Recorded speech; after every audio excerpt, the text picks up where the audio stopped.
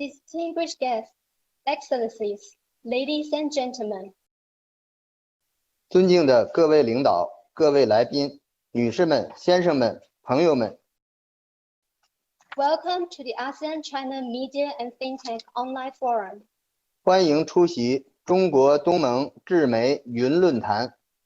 The forum, with the theme of New Growth Points of ASEAN-China Digital Economy Cooperation, is jointly hosted by China International Publishing Group, ASEAN-China Centre, and Science and Technology Daily, and is organized by China Report Press and Academy of Contemporary China and World Studies.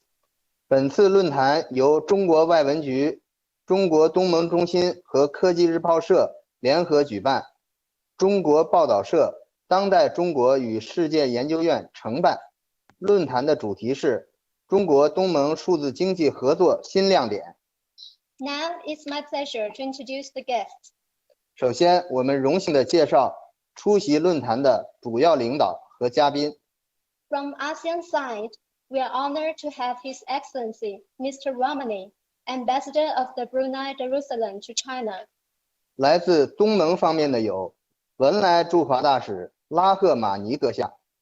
His Excellency Mr. Nushwan, Ambassador of Malaysia to China. 马来西亚驻华大使努希尔万阁下。His Excellency Mr. Ramana, Ambassador of the Philippines to China. 菲律宾驻华大使罗马纳阁下。His Excellency Mr. Adayu, Ambassador of Thailand to China. 泰国驻华大使阿塔玉阁下。General Surasi, Chairman of Thailand-China Research Center of the Belt and Road Initiative.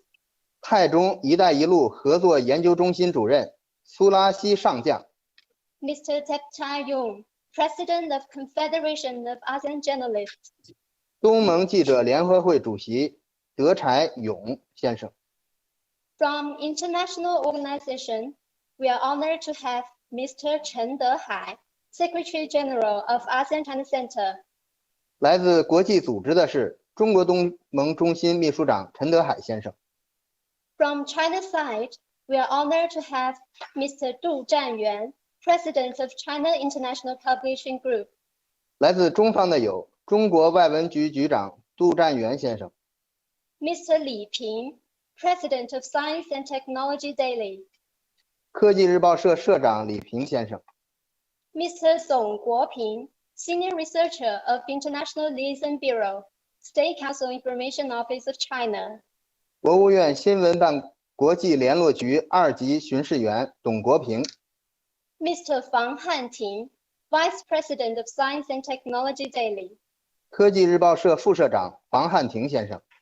Madame Chen Shi, Deputy Editor-in-Chief of CIPG and President of China Report Press. 中国外文局副总编辑、中国报道社社长陈石女士。Mr. Yu Yunquan, President of Academy of Contemporary China and World Studies. 当代中国与世界研究院院长于运全先生。Also present are officials from ASEAN embassies in China, friends from media and think tanks of ASEAN and China. A warm welcome to you all. 出席嘉宾还有东盟国家驻华使馆官员以及中国和东盟智库媒体界的朋友，欢迎大家。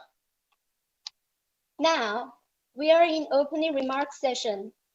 May I have the honor to invite Mr. Du Zhanyuan, President of China International Publishing Group, to deliver remarks. 下面进入致辞环节，首先请中国外文局局长杜占元先生致辞。尊敬的陈德海 Your Excellency Secretary General Chen Dehai, Your Excellency President Li 各 Ping, 位大使先生 respected 尊敬的 ambassadors, 各位来宾 distinguished 女士们 guests, 先生们朋友们 ladies and gentlemen, dear friends, good afternoon. 非常感谢各位嘉宾参加此次中国东盟媒体 Thank you all for attending the ASEAN-China Media and Think Tank Online 中 Forum 国东盟数字经济合作 to 的 share 亮点 opinions on new growth points of ASEAN-China Digital Economy Cooperation.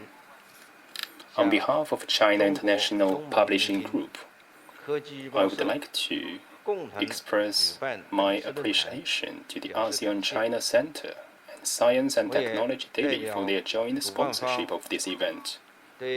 On behalf of the organizers, I would like to express gratitude to the International Liaison Bureau of the State Council Information Office of China for its instructions on this forum. I would also like to extend a warm welcome to you all. China and ASEAN countries are closely connected and share a cultural bond and affinity.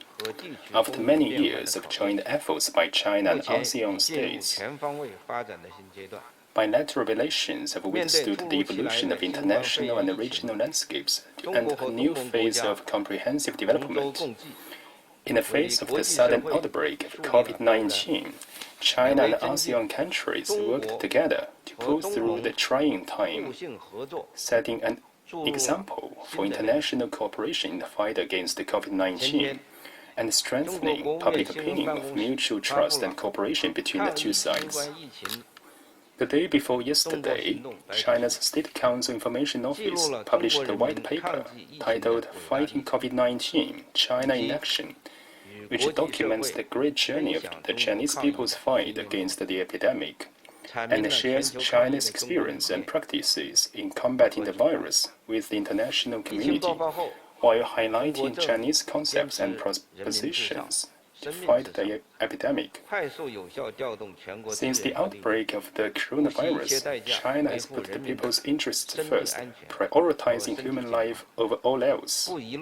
It rapidly mobilized the manpower and resources from across the nation and did everything possible to protect the lives and health of its people. It took measures to ensure that all those in need could be tested, quarantined, hospitalized, and treated. China prevented a wider spread and far worse development of the virus. Alongside other Asian countries, China and ASEAN member states share consensus that the life and health come first, as they have implemented resolute measures to stem the spread of the virus through mutually beneficial and win-win cooperation, with an aim to build a global community of health for all. 2 months ago, China, Japan, and South Korea joined ASEAN countries for a special ASEAN Plus 3 summit on COVID-19 via video conference, which demonstrates East Asian countries' resolve to overcome the disaster together and making a significant contribution to the global battle against the pandemic. The coronavirus outbreak has reshaped economic globalization, but the general trend of globalization remains unchanged. Some countries withdraw from international organizations, and decoupling will not exert a fundamental impact on globalization, and globalization will remain an inevitable trend for the development of the world and a powerful force propelling progress of mankind. The digital economy is an important driver of globalization. A new round of technological revolution and industrial transformation, represented by emerging technologies such as artificial intelligence, has brought more possibilities for innovation and upgrades to economic development, while providing more opportunities for countries to minimize the impact of the epidemic on the economy. In the meantime, development of the digital economy has also expanded and enriched means of communication, bringing us closer together.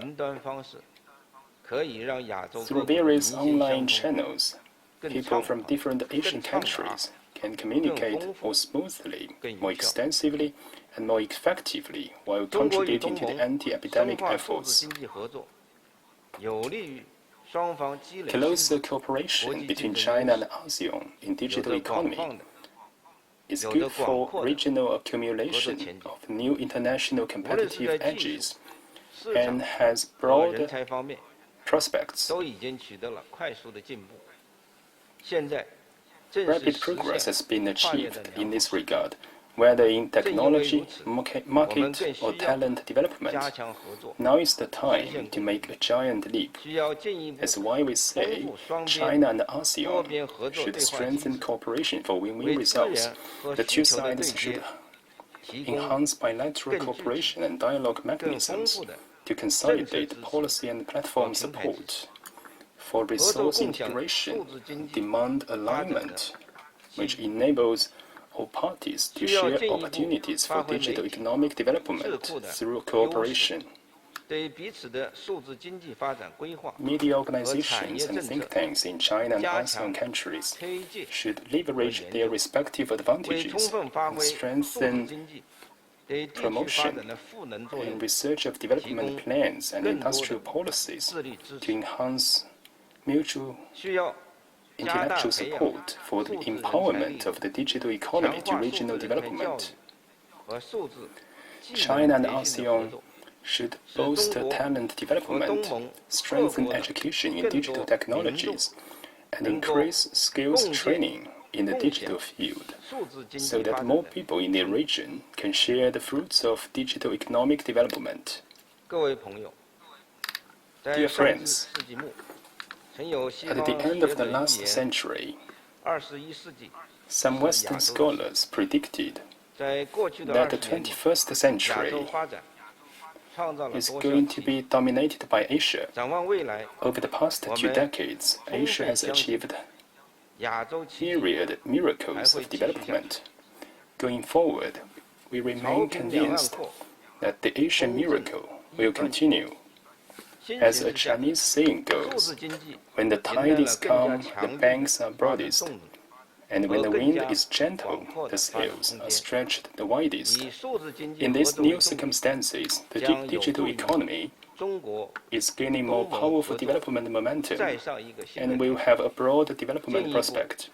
Focusing on cooperation in digital economy will help China-ASEAN cooperation reach a new level, further enhance the economic vitality of Asia and regional integration, deliver more benefits to ASEAN countries, China, and the wider Asian region.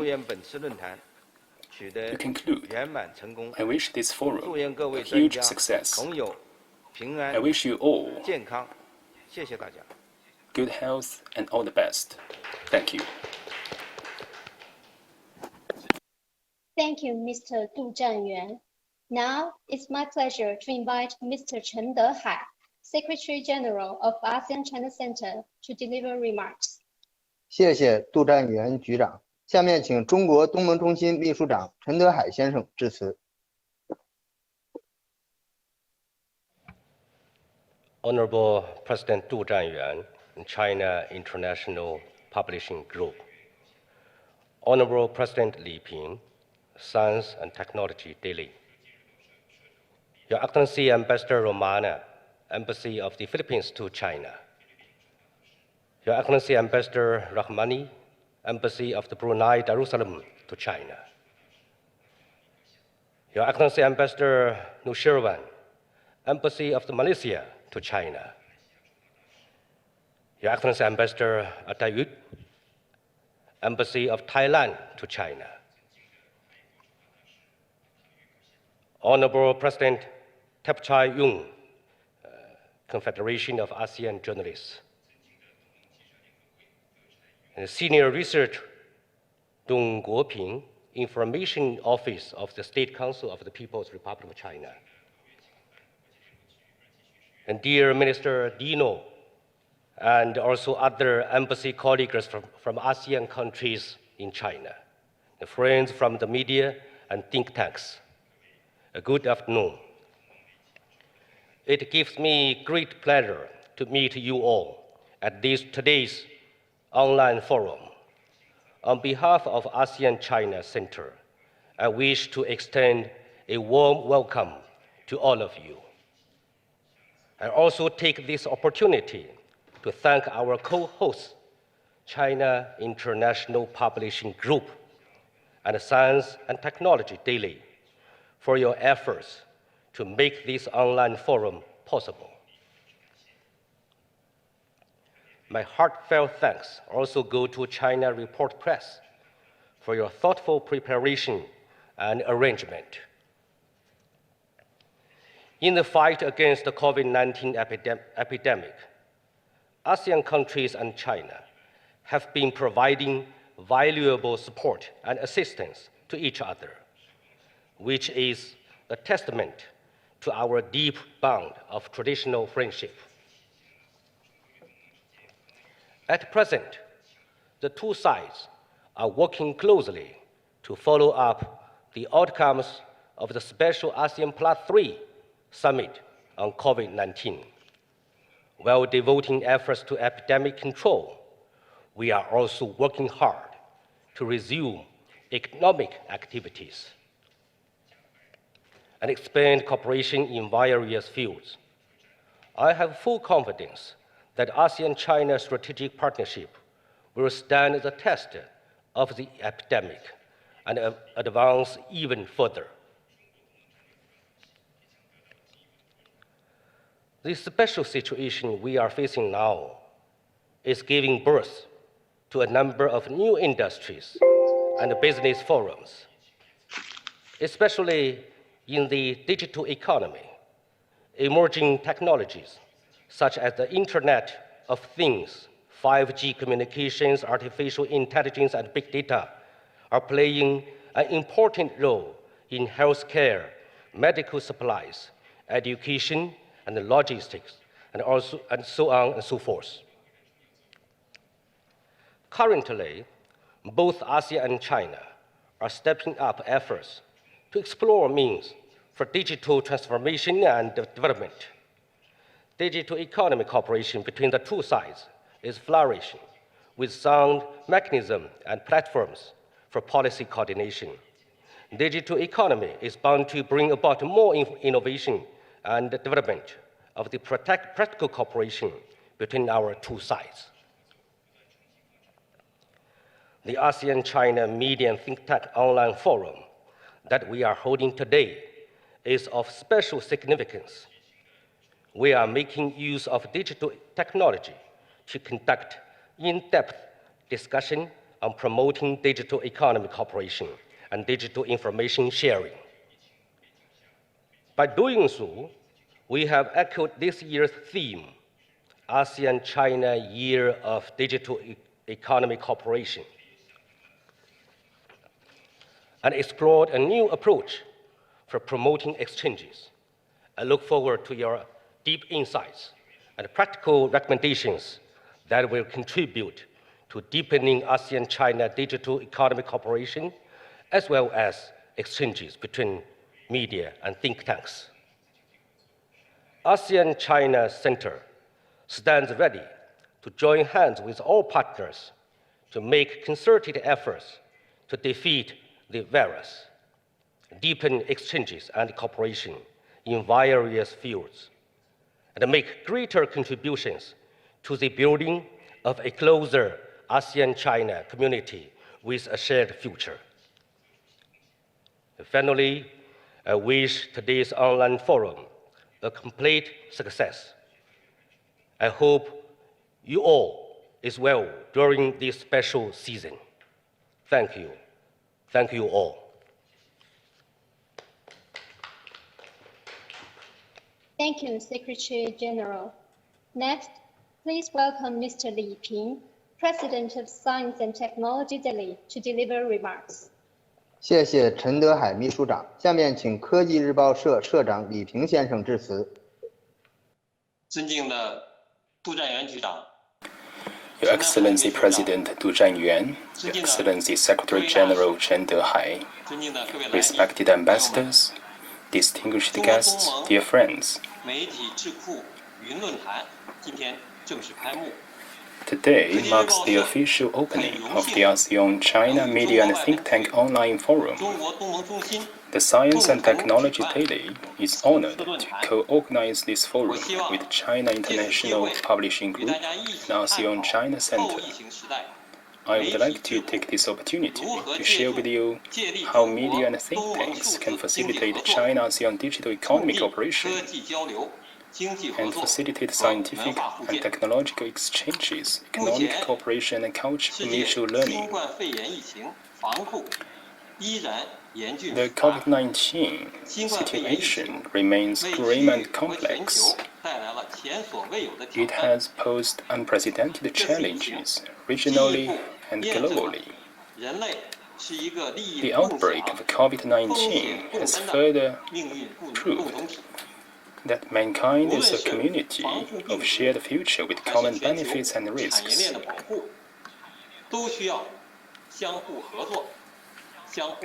The cooperation and mutual support plays a constructive role in the prevention and control measures against the COVID-19 and in the protection of the global industrial chain.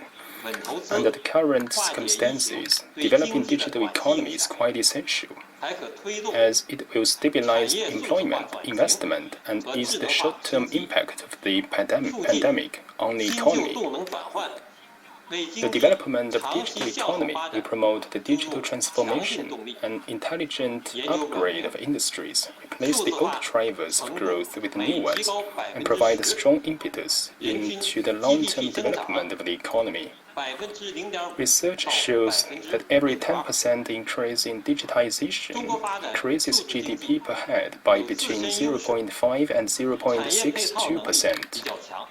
China has its own advantages in developing the digital economy, as it has relatively strong industrial supporting capacity in developing the digital economy. China has a very large-scale domestic market, making it easy to form economies of scale. It is predicted that next few years will witness the rapid development of China's digital economy. Among them, the new infrastructure represented by 5G, the Internet of Things, artificial intelligence and cloud computing achieved outstanding performance in the process of digital economy development. Dear friends, China-ASEAN Digital Economic Cooperation enjoy great prospects. The year of 2020 has been identified as the year of China-ASEAN Digital Economic Cooperation. The opening ceremony of this event has been held on June 5th. China and ASEAN countries are inseparable and permanent neighbors, closely linked by mountains and rivers. In the face of the pandemic, we have been working together and writing a new chapter in building a community with a shared future for mankind. It is an urgent task for regional cooperation to jointly defeat the pandemic and maintain regional development and stability. In this context, media and think tanks can help promote digital economic cooperation. On the one hand, the digital economy is becoming a new engine for innovation. From the perspective of media form, the robust development of digital economy is advancing the transformation of media, and the boundary of media is gradually blurred, which eventually shows the notion of everything is media. This trend will bring opportunities for innovation and development, as well as a series of challenges that cannot be underestimated. On the other hand, under this pandemic situation, the media and think tanks should firmly take the initiative and actively reshape our own role in the long run and in the digital economy era. These aspects mentioned are new missions for all professionals working in the media industry, and Science and Technology Daily will actively get involved. First of all, in the era of digital economy, Science and Technology Daily will give full play to the integration function of scientific and technological information, will speed up dissemination of scientific and technological information, create a platform for the smooth exchange of information, reduce the cost of the search, circulation, and use of knowledge, so as to ultimately realize the great acceleration of scientific and technological innovation. Second, we will play the important role as the messenger of peace. The COVID-19 swept across the world and brought unprecedented impact to the world. Science and technology are powerful weapons to overcome these difficulties. We should advance scientific and technological exchanges between different countries and regions, and make sure that more objective and constructive and responsible information is delivered. Third, In this special circumstance, Science and Technology Daily should enhance the role of international union for science and technologies communication and make its voice heard by more people and organizations. It's a public platform for scientific and technological information exchanges, committed to promoting China-ASEAN digital economy cooperation. I would like to invite media and think tanks from ASEAN countries to become members of the Union. The Science and Technology Daily is striving to build an intelligent and think tank type media with the functions of so-called one bank, two wings, and three platforms. By making use of our China Science and Technology Information Data Bank, the Science and Technology Daily mobile portal, PC portal, and newspaper have been keeping the mission of media in mind. We will stay committed to promoting scientific and technological exchanges between China and other countries, and we will take actions with the call of times and follow the guidance of the trend.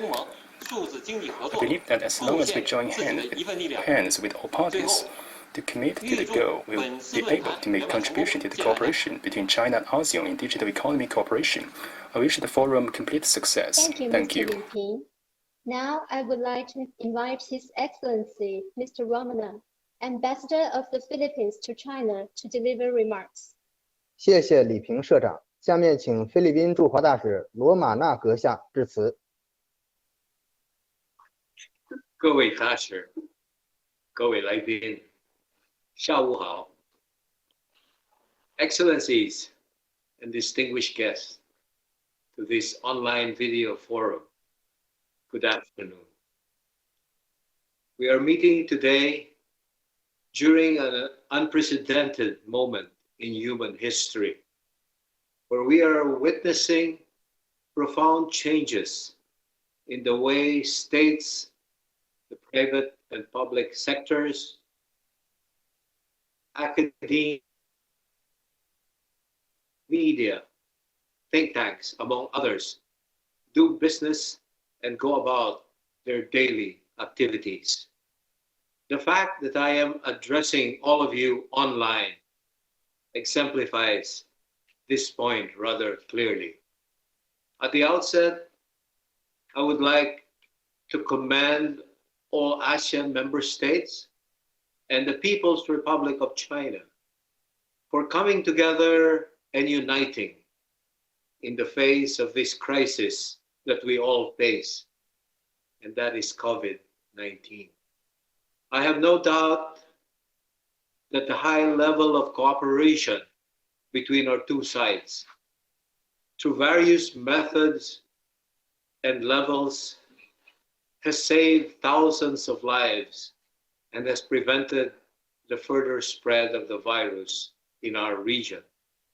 Our early action in convening the special ASEAN-China Foreign Ministers meeting on the coronavirus disease 2019 in the Lao People's Democratic Republic last February highlighted the importance of cooperation and solidarity in times of crisis.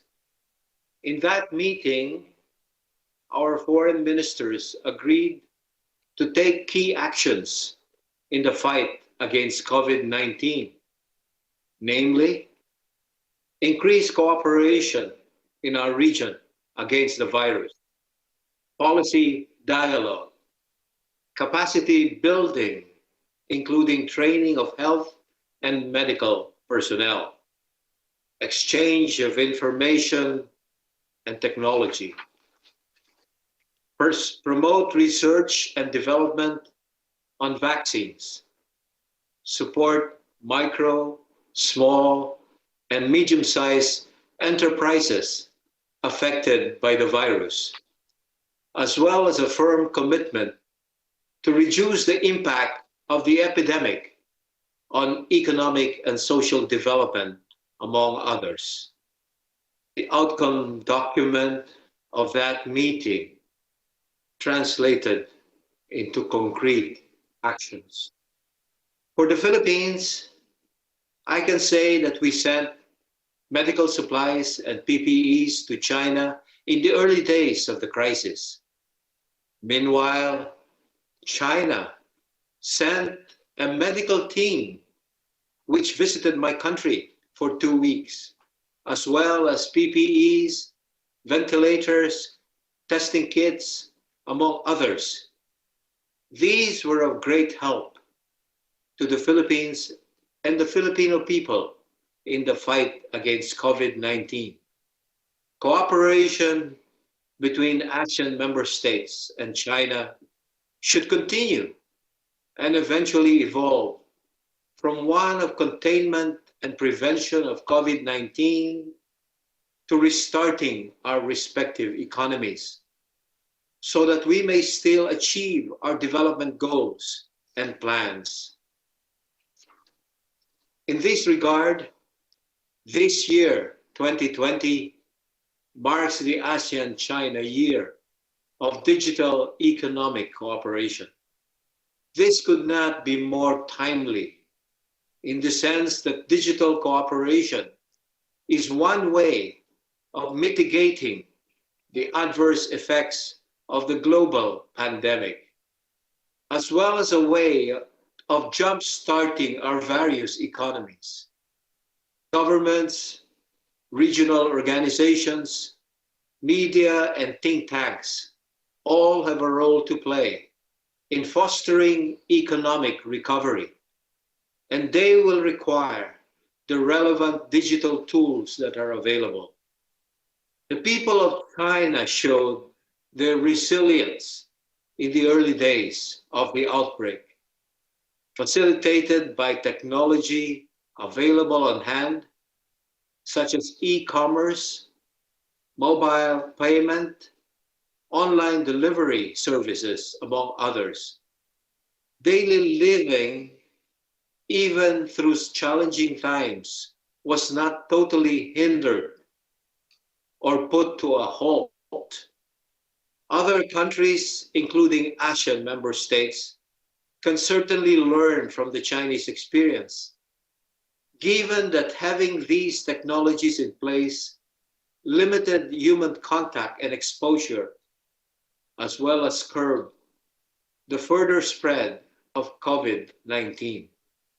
Technology likely kept some micro, small, and medium-sized enterprises up and running, and possibly even thriving during this difficult economic time. ASEAN and China would need to expand cooperation in terms of digital economic cooperation as we adapt to the so-called new normal. Even in this global environment, we all need to strive to achieve our domestic, regional, and international development goals.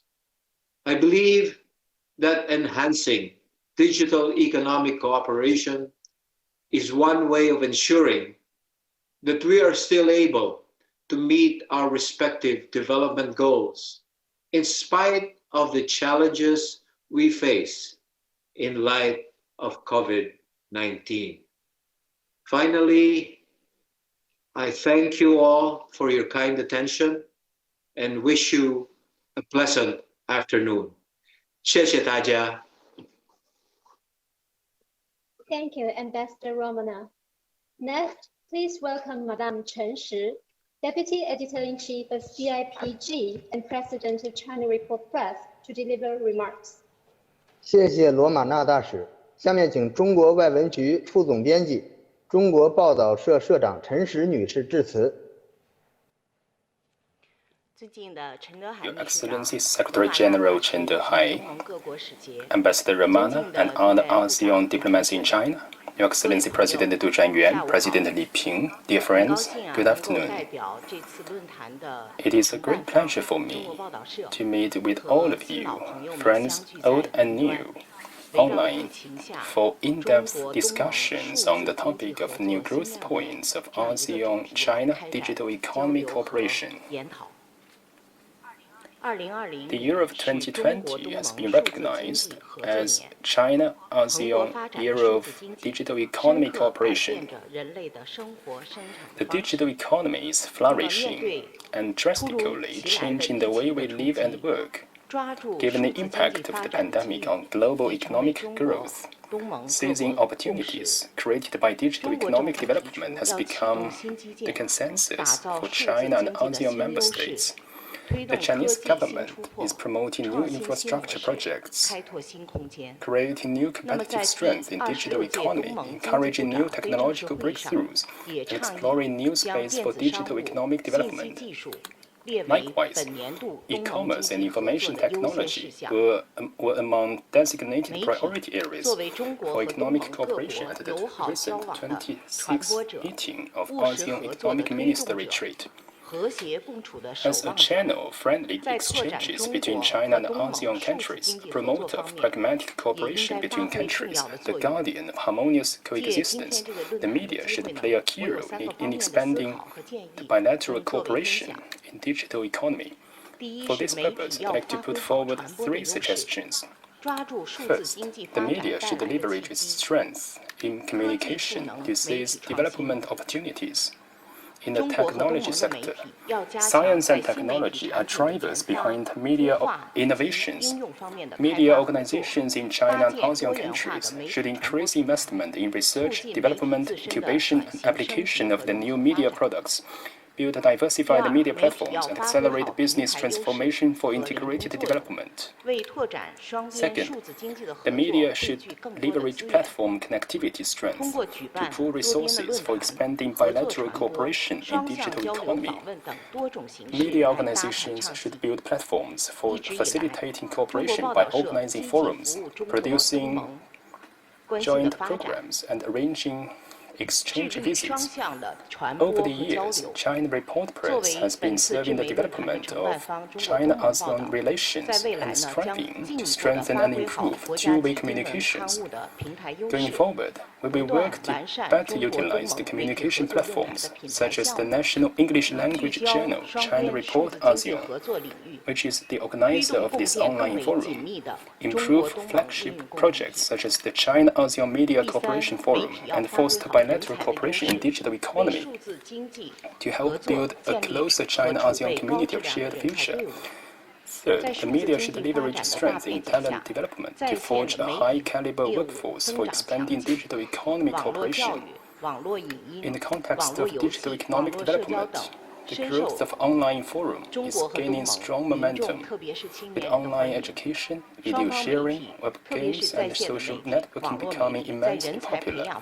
Media organizations, especially online media, should enhance exchanges and cooperation in professional training, cultivate talent through practice, and cultivate a media workforce with an internet mindset, to embrace new forms of communication so as to provide greater support for expanding bilateral cooperation in digital economy.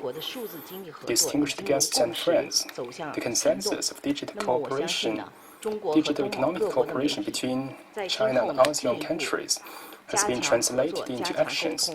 I believe media outlets of China and ASEAN countries will enhance cooperation and make due contributions to the digital economic cooperation between our two sides. I'd like to thank the International Liaison Bureau, ASEAN-China Centre Science and Technology Daily, Tencent, and others for their strong support in organizing this event. I wish the forum a complete success. Thank you. Thank you, Madam Chen Shi. 谢谢陈总编。 Following the opening remarks, now we come to session discussion. The topic of session 1 is opportunities and potentials for ASEAN-China digital economy cooperation in the post-COVID-19 era. Now, I would like to give the floor to the moderator, Mr. Dino, Minister and DCN of the Embassy of Indonesia to China. 下面进入分议题研讨环节。首先是议题1，后疫情时代中国东盟数字经济合作机遇与潜力。我们将话筒移交给议题1的主持人，印度尼西亚驻华大使馆副馆长公使迪诺先生。Thank you, MC.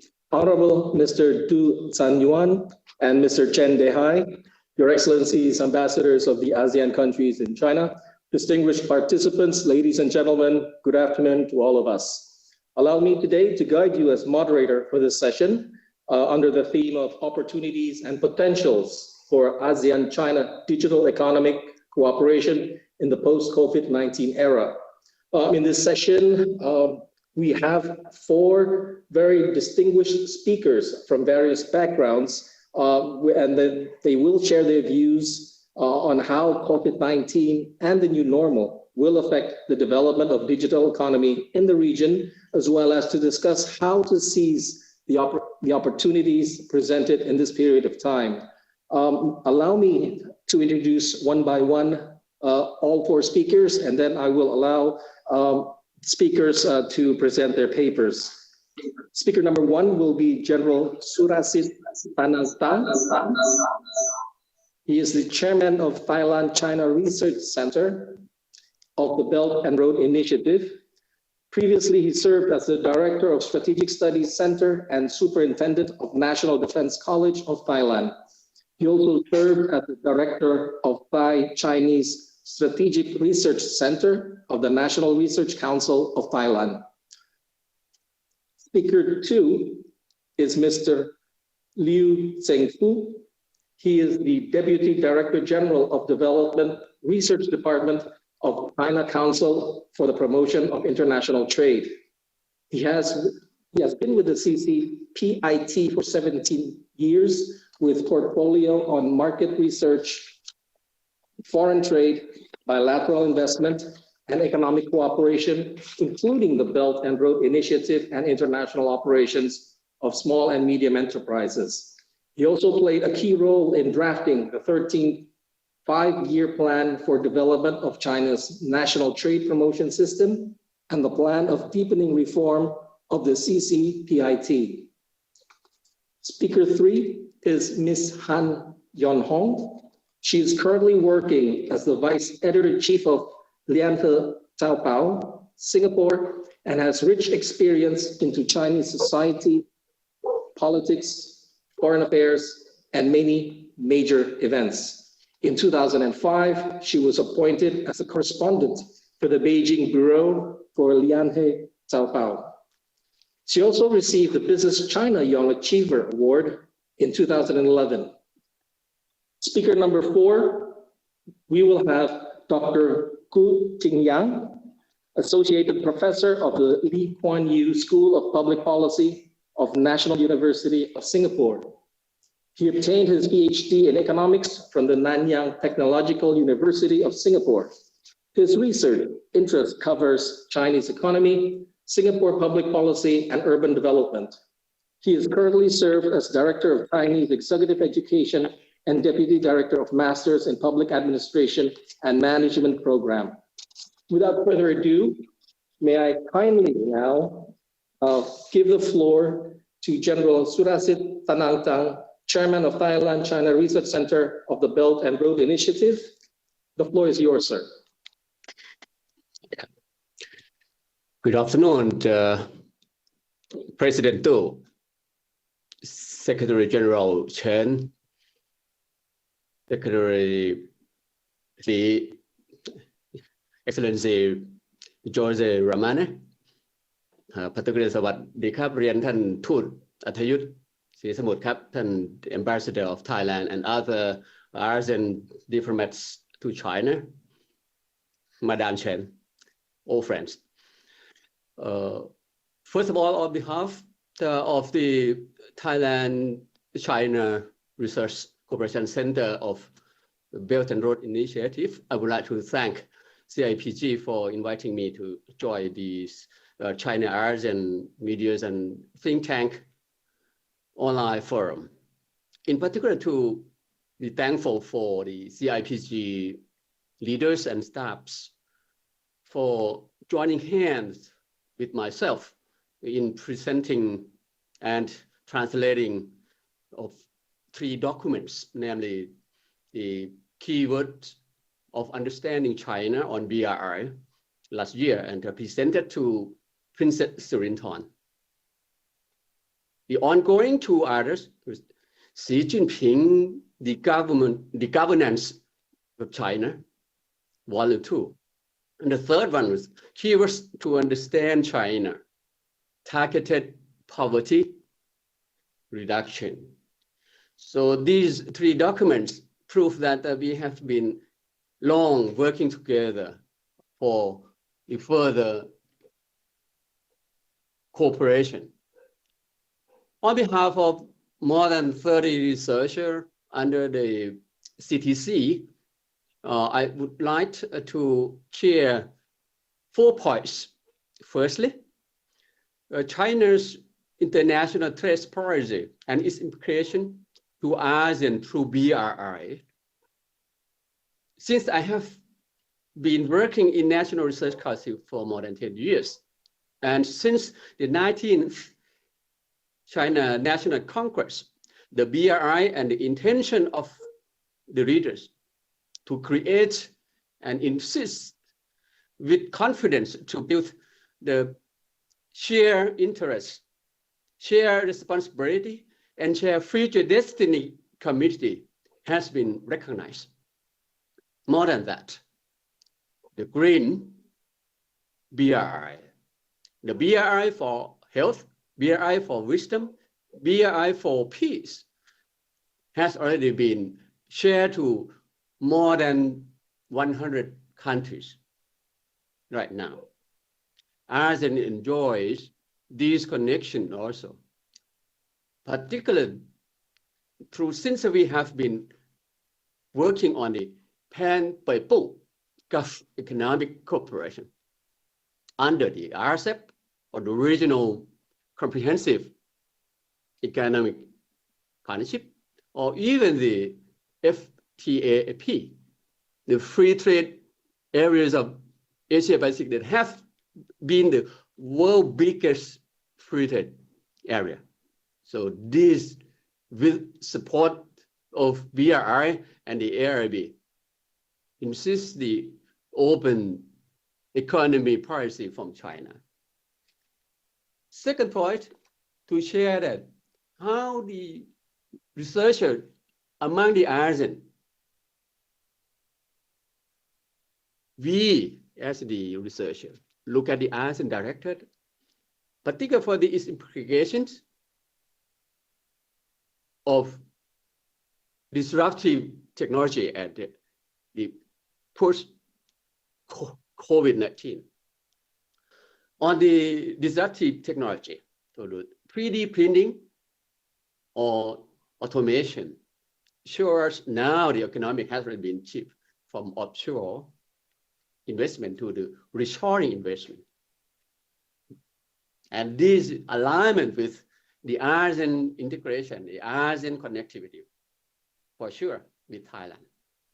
The ACMEX, the ARF, in particular for the RCEP, I do agree upon that the ASEAN states happy to be as the driving seat together with China to do this platform.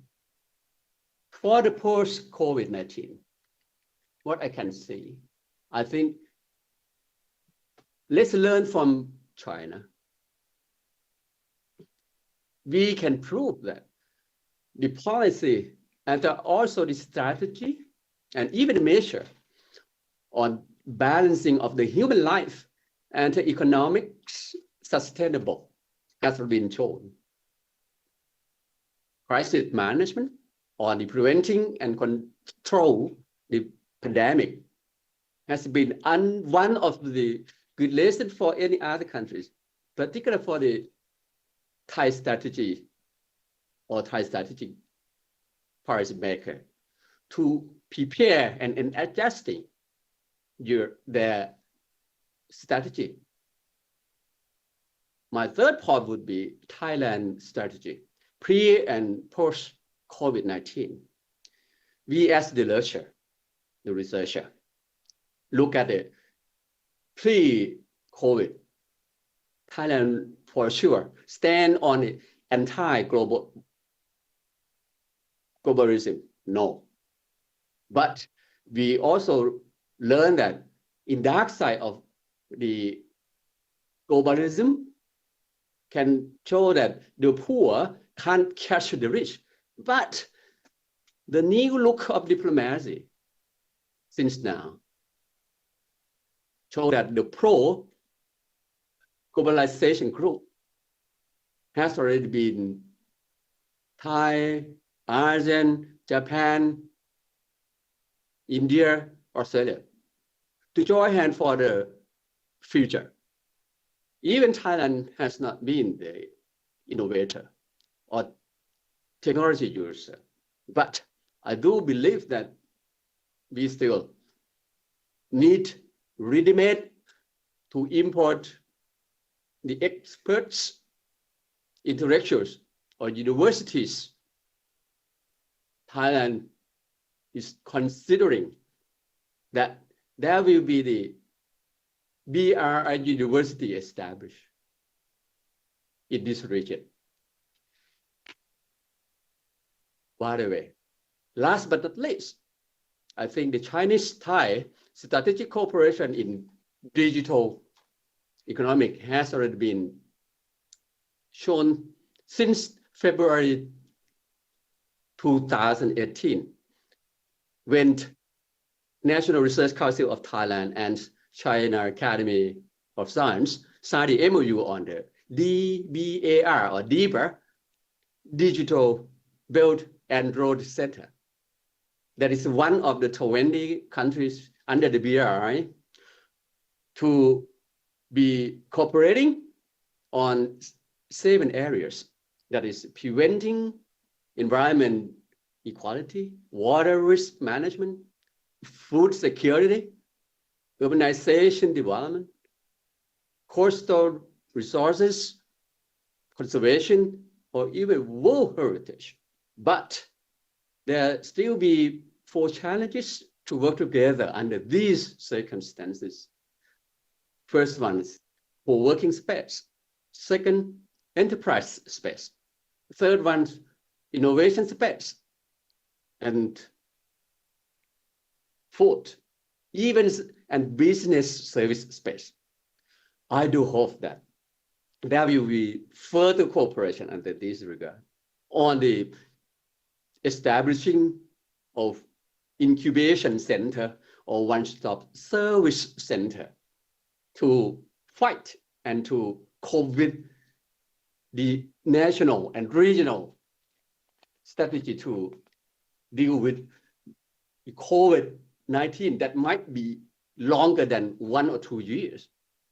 In conclusion, I do hope that all medias and the IPG will be the leading engine to collaborate and to coordinate for the regional, particularly China-ASEAN digital cooperation platform. I learned from many countries and also from China that pen is mightier than sword. Media should play the big roles for the further cooperation. Thank you for your kind attention. Thank you. Nice. Thank you for your presentation, General Tanantang. May I now invite Mr. Liu to present your presentation. The floor is yours, sir.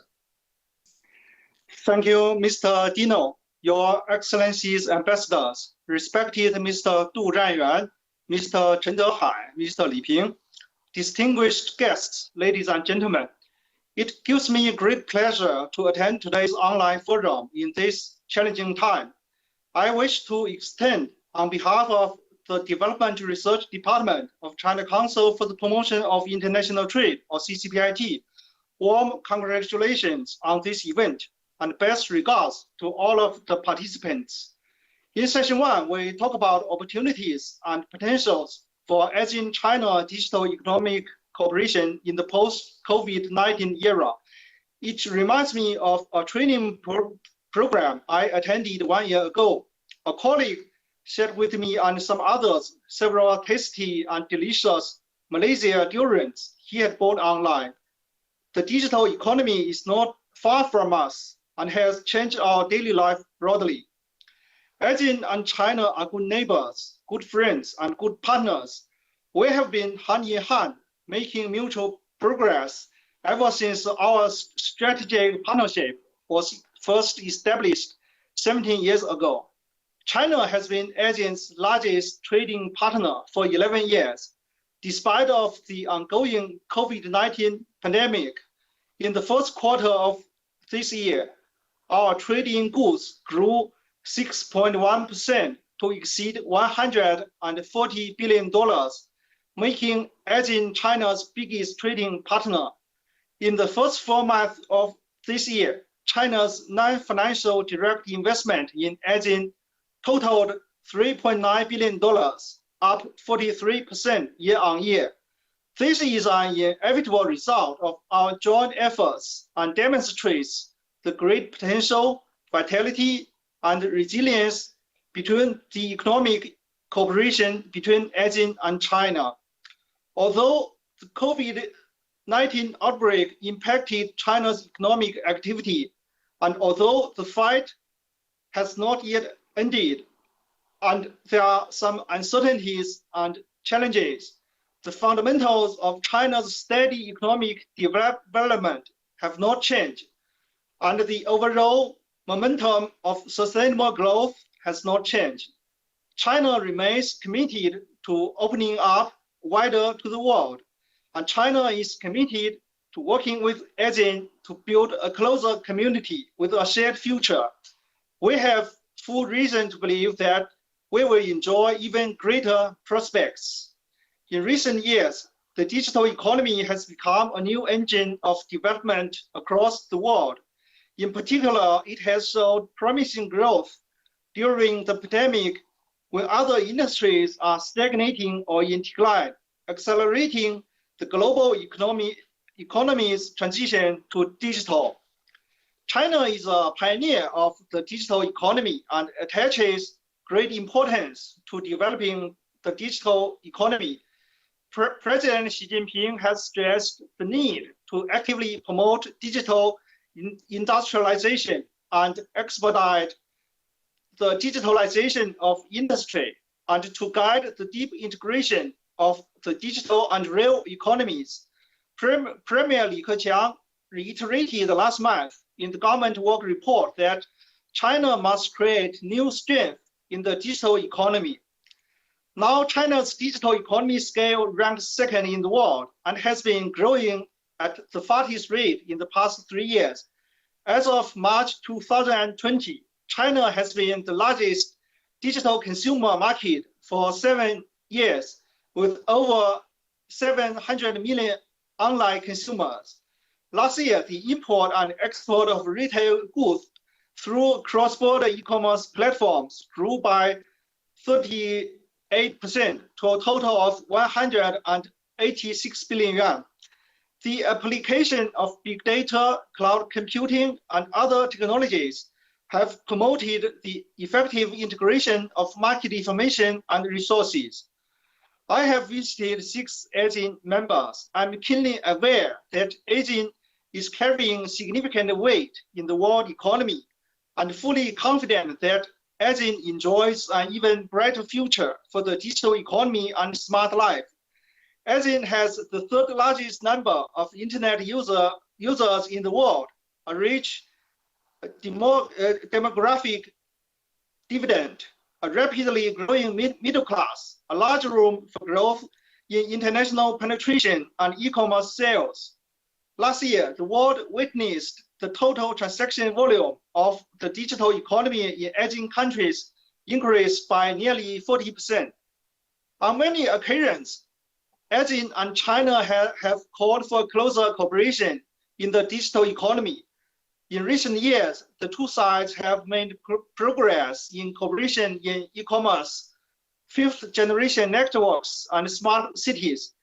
E-commerce giants such as Alibaba and Tencent have set up bases in the ASEAN region, while China Mobile International has built and now operates its first overseas data center in Singapore. Digital economic cooperation has been one of the hottest topics at the China ASEAN Business and Investment Summit held by CCPIT in Nanning in the past few years. The year 2020 marks the ASEAN-China Year of Digital Economic Cooperation. I would like to propose the following. First, we should intensify policy coordination. We should promote and deepen the synergy between the Belt and Road Initiative and the Master Plan on ASEAN Connectivity 2025 to jointly build up a digital Silk Road. We should further promote trade and investment liberalization and facilitation and actively push for the signing of the RECP. A mechanism should be explored to ensure smooth and regular communication on the digital economy's policy, strategy, standards, and regulation. Think tanks and business circles are expected to make more good advice to the decision makers. Second, we should deepen cooperation in specific areas of the digital economy, and priorities should be set for cooperation according to the needs of different ASEAN members. Efforts should be made to explore the potentials in sectors like artificial intelligence, e-commerce, fifth-generation networks, information communication, smart cities, digital manufacturing, and new infrastructure. We wish ASEAN members could provide necessary policy support and visa convenience for Chinese investors. The media circle could contribute a lot more by circulating the information, having reports for the digital economy in both sides, and especially those success stories of cooperation. Third, we should give full play to the role of the business circles. The business circles are the important driving force for globalization and regional economic integration. Effective measures should be taken by trade and investment promotion organizations, agencies, and chambers of commerce to facilitate far-sighted and ambitious enterprises in exploring common interests and continue to carry out innovative cooperation. As China's National Trade and Investment Promotion Organization, CCPIT will work hard with its ASEAN counterparts to organize online and offline fairs, seminars, training courses, and provide information, consulting, and business legal services to ASEAN and Chinese companies, and especially those SMEs. In conclusion, I wish the online forum a full success and everyone a healthy and happy life. Thank you all.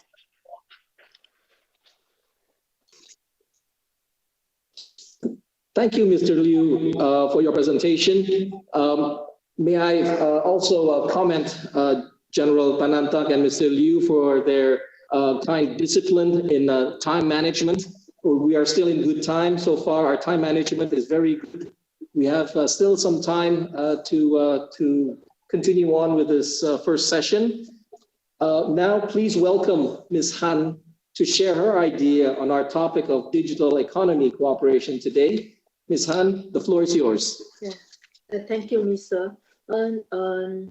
President Tu, Secretary General Chen, President Li, and all distinguished ambassadors, Man Chen, and old friends and new friends. Thank you very much for giving me this opportunity here to present my little thoughts on how China and ASEAN can work together to further enhance the growth of digital economy in ASEAN and also for integrated digital economy in the region.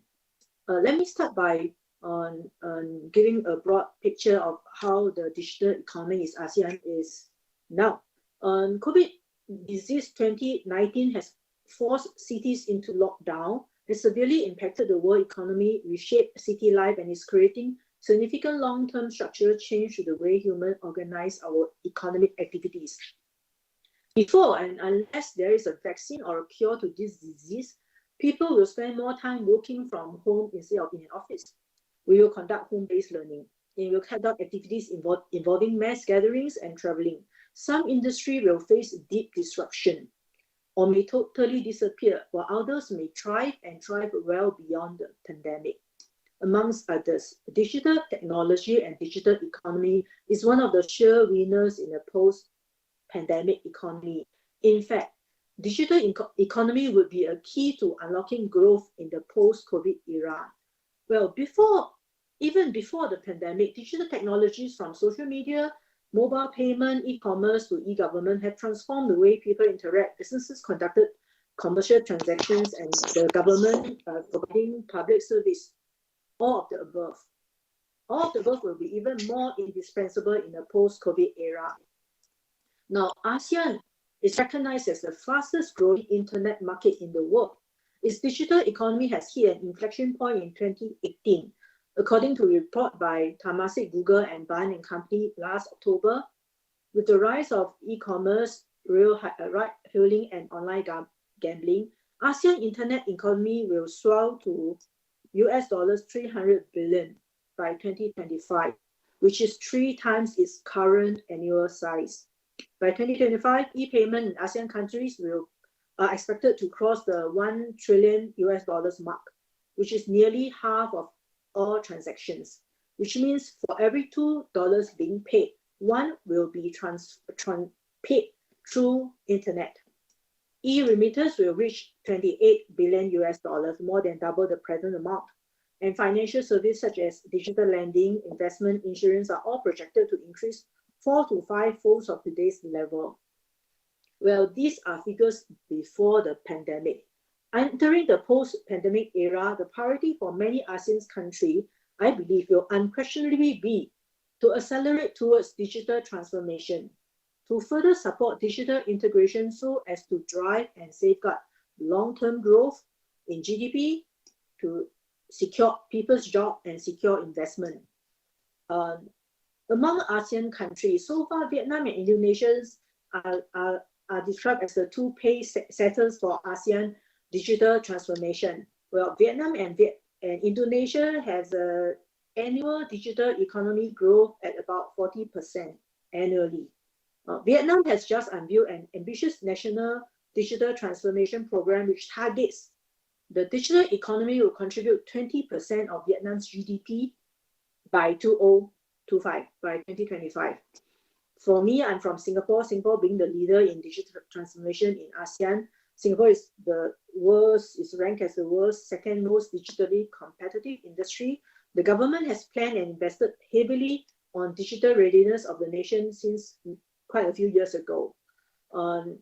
Singapore embarked on a Smart Nation initiative in 2014, emphasizing 3 pillars: digital government, digital economy, and digital society.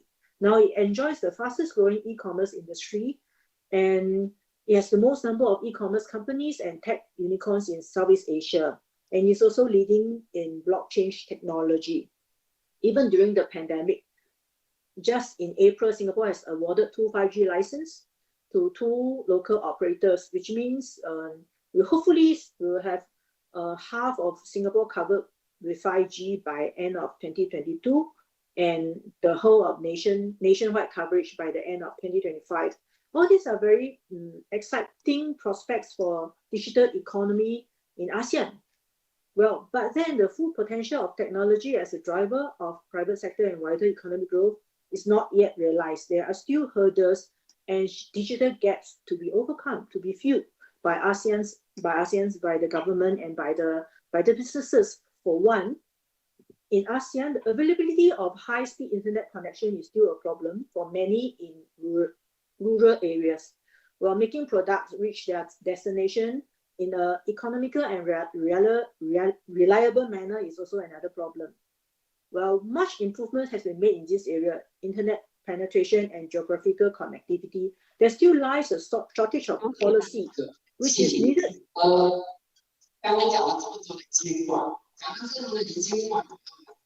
Somebody say something.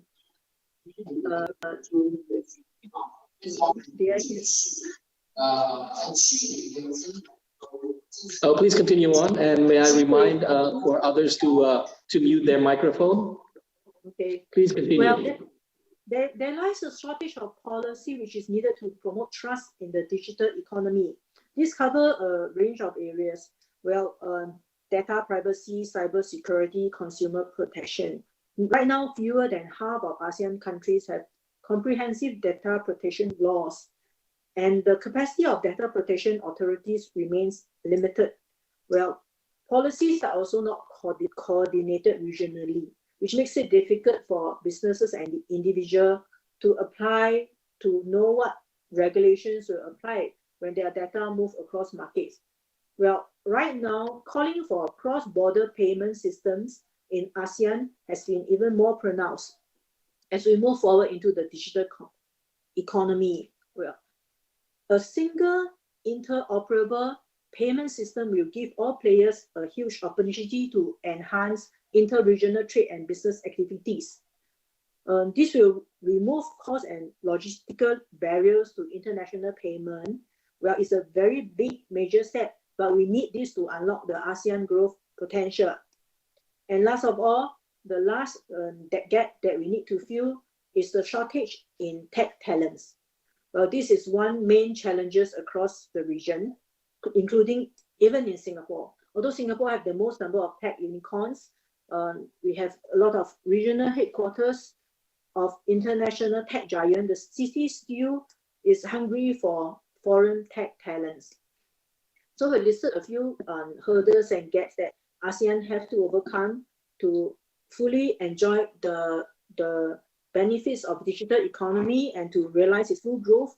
I think that these gaps lies great opportunities for China and ASEAN to enhance further cooperation, to help each other grow and work towards an integrated digital economy. So number one, talent cooperation between ASEAN and China is one very low-hanging fruit. We can encourage and make it easier for budding China tech talent to explore career and business opportunities in ASEAN. This will help strengthen the ASEAN tech ecosystem, will spur new ideas, create human-to-people's network, and plant seeds for further collaboration across the region. The mature and successful China tech giant, Alibaba, Baidu, we have Tencent, and the successful tech parks in China can offer training positions and internship to youth in ASEAN countries. ASEAN tech youth and young budding entrepreneurs have much to learn and can benefit much from such interaction with their Chinese counterparts. On policy coordination-wise, I think China and ASEAN can work hand in hand to remove barriers for digital integration. For this, I would suggest a strategy to start small, building consensus bottom up. Much is yet to be done, but we need to start from something workable and concrete. For example, two nations or two major companies focus on the collaboration, ensure the success of this collaboration, and then later move on to something bigger, projecting its effect to the rest of the region. Right now, Singapore, China, we have this international data channel launched last year in Chongqing. This is a very good example of such small scale and concrete. 1 minute, please. Yeah, this will help strengthen the digital connectivity between Western China and Singapore. Another example of such a bottom-up approach will be the partnership between Singapore and Thailand to build a cross-border interbank payment system. Well, this might, with the success of this in future, the residents of the two countries can use QR-enabled mobile wallet to make payments in either country. The future of digital economy in ASEAN and its integration in the region, integration with China has much promise. Facing the challenges that COVID-19 has presented to mankind and the uncertainty in geopolitics of our time, I think like-minded partners should work together to unleash the full potential, which can better our lives and secure our future. Moving forward, we will need foresight. We need political will from leaders and innovation from businesses. On this aspect, I'm very much optimistic of the ASEAN digital economy. Thank you very much. Thank you, Ms. Han, for your presentation. I'm sure that many of us have taken good attention to your meticulous points. Now, may I invite Dr. Gu to present your presentation. Please, sir, the screen is yours. Thank you for inviting me. I'm happy to share my thought on China-ASEAN collaboration on digital economy and also smart city collaboration. So I would like to start with the recent change in global economy and the global geopolitics. Over the last few years, there has been a fundamental change in global geopolitics.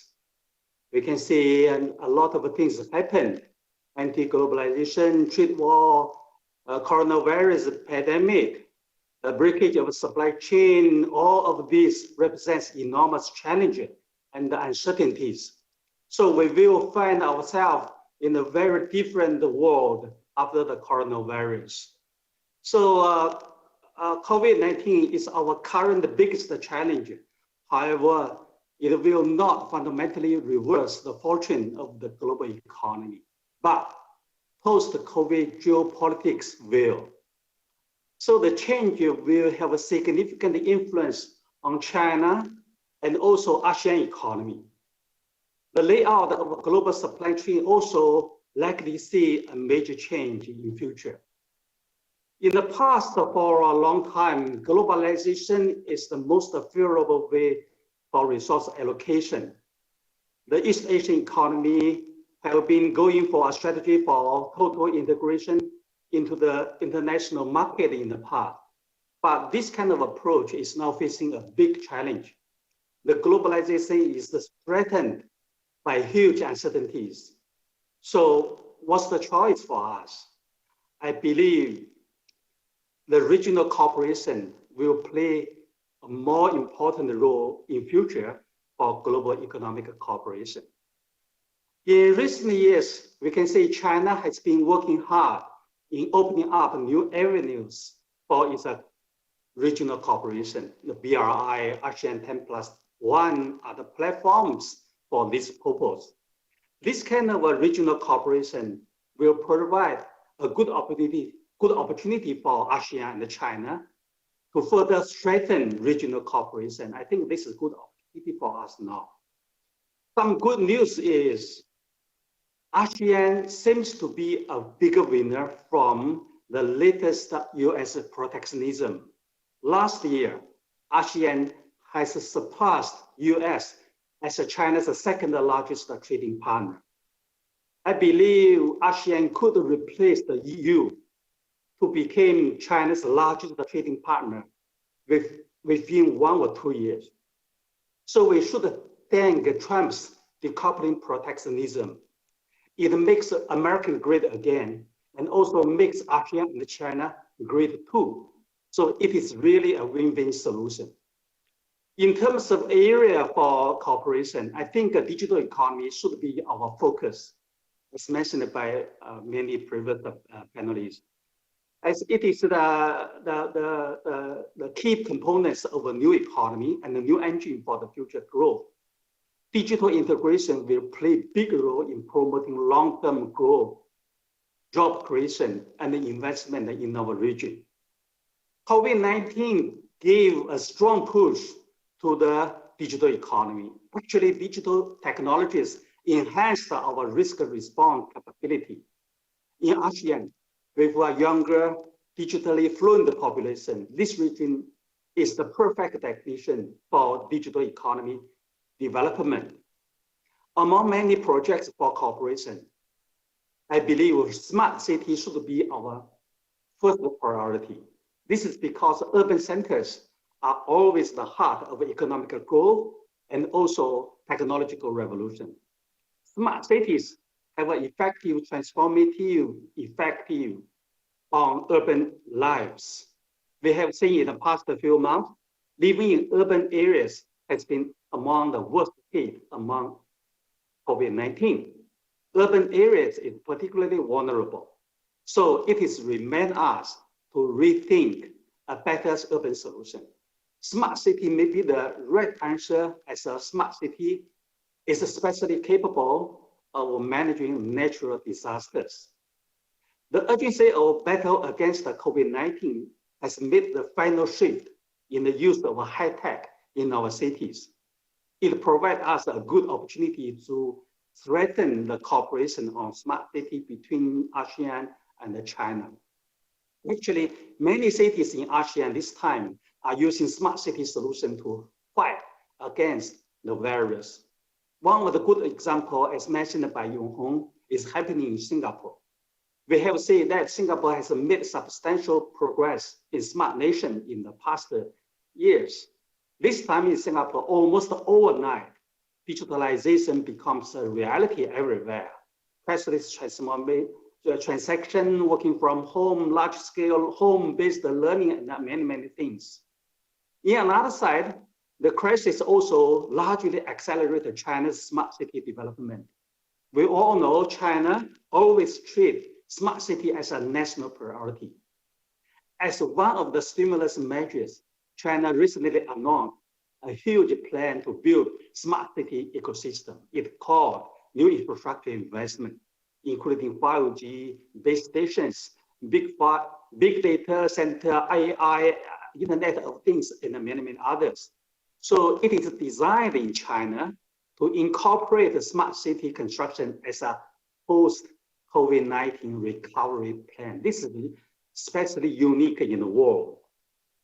China has the largest number of smart cities in the world.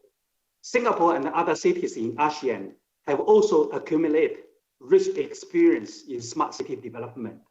They can certainly make a meaningful contribution to the construction of smart city in ASEAN in China. For the cooperation itself, there will be many difficulties to be overcome, but the role of governments, in my view, should be put on the top priority. I agree with Yonghong just mentioned that the cooperation demands for a good intergovernmental coordination. The cooperation also relies on establishment of a good governance system. In another word, good governance must come first before smart city. In my view, the governance system should include the role of government in the following three aspects. The first, setting the strategic direction.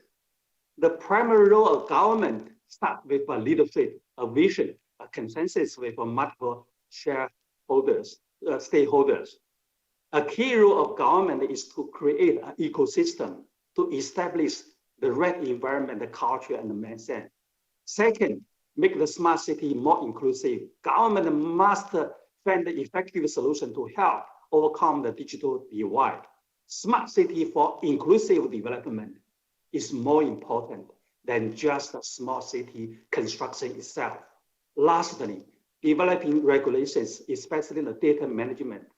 There is a trade-off between the privacy of individuals and the development of smart cities. This time, the urgency of the response to COVID-19 could well be a game changer for now, how people can see the personal data and where the balance sits between personal privacy and the public interest.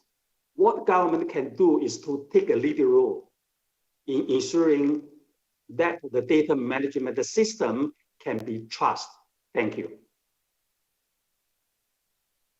Thank you, Dr. Gu, for your presentation. Indeed, smart city, as you presented, is very pertinent for ASEAN.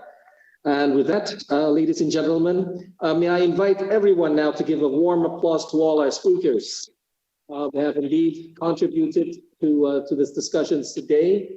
I understand that due to time limitations, we will not have any question and answers and discussions, but allow me to say some parting words, if not as a conclusion.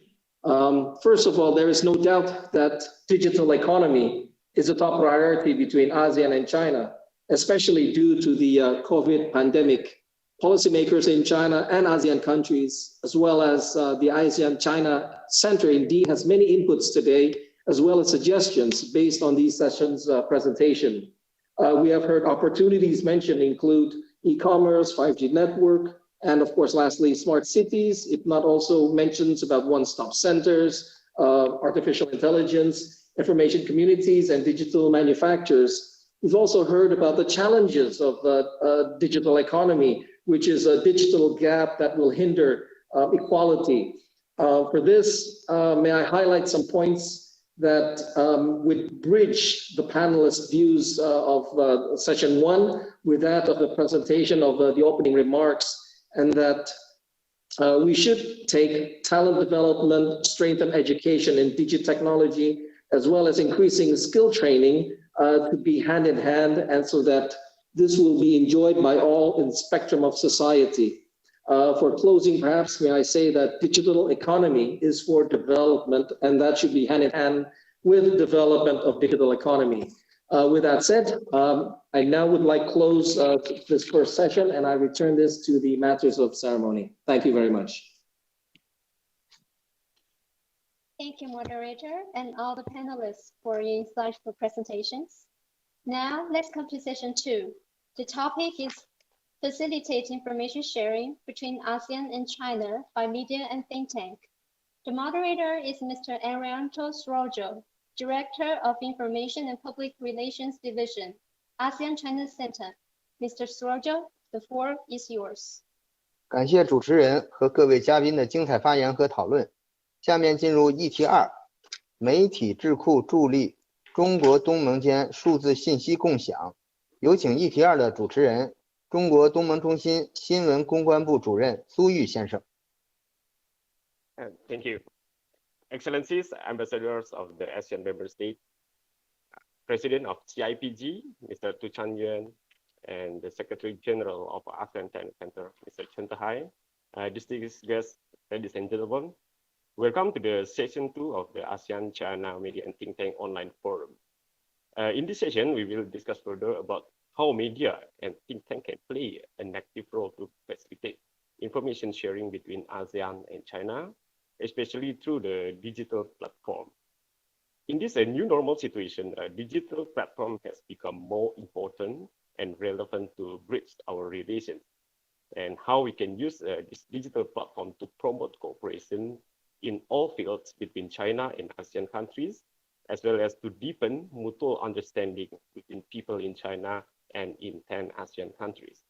It is no doubt that China is leading in information and communication technology, supported by 5G network, artificial intelligence, big data, cloud computing, Internet of Things, blockchain, and particularly the digital economy, including e-commerce, fintech, and digital payment.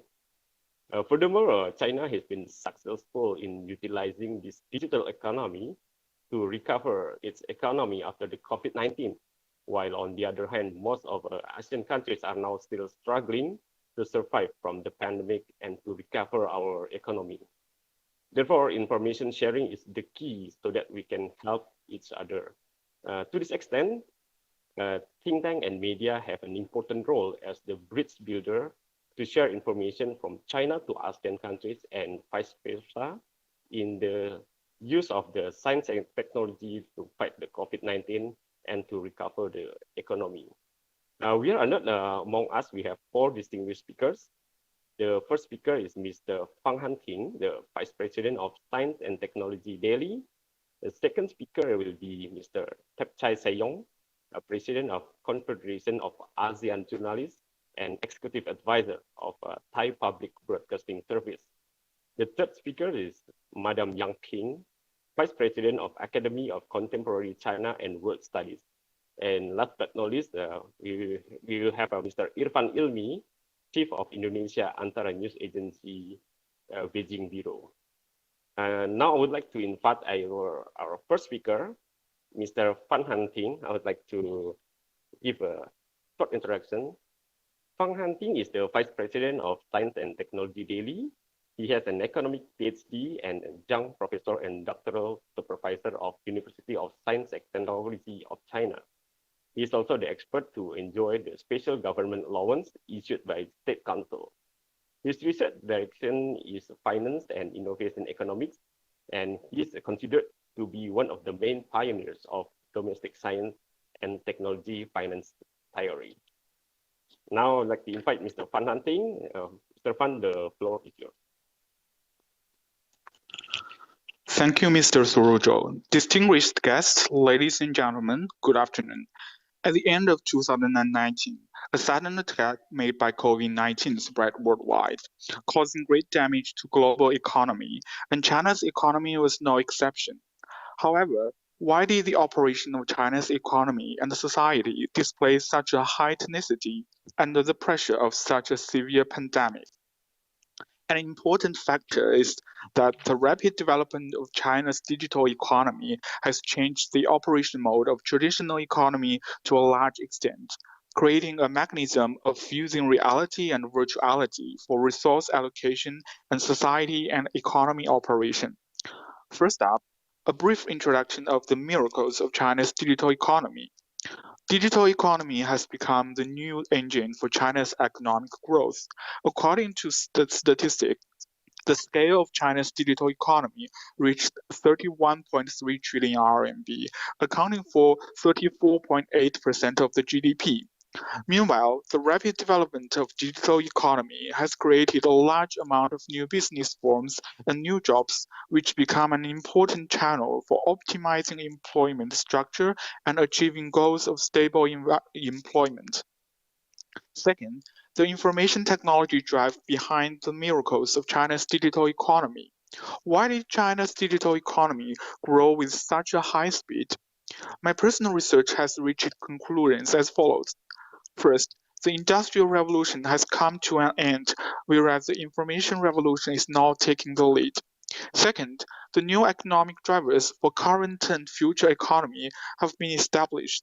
The core technologies are that of information acquisition, like Internet of Things, information transmission, like 5G, and information processing, like artificial intelligence. These three types of technology are now converging with each other, and the new economic drivers thus created will bring a strong force for the growth of global economy. When observing the development of information revolution after 3 waves, we can notice that it hasn't slowed down in recent 3 to 5 years. With breakthroughs in new technologies and new modes, information processing has entered the stage of AI, information transmission of 5G, and information acquisition of IoT. The coming together of the 3 waves will bring thorough changes to the economic and social drivers. Third, information processing, new economic drivers brought by AI. The boom of AI came like timely rain when a great shortage of young and middle-aged labor force in China emerged. AI can bring a large number of machine labor forces, which can effectively avoid the Lewis turning point. With the decrease of fertility rate and the escalation of aging problem, the number of labor force in China is continuously dropping. The demographic divide has disappeared, and China has arrived at the Lewis turning point. China has already established its strong competitiveness in the sector of AI. As one of the new economic drivers, AI has been incorporated into China's economic strategy, and AI will gradually overturn the existing industry mode, lifestyle, and management mode sooner or later. Fourth, information transmission, the economic effect in the era of 5G. The root Sorry? Is someone speaking?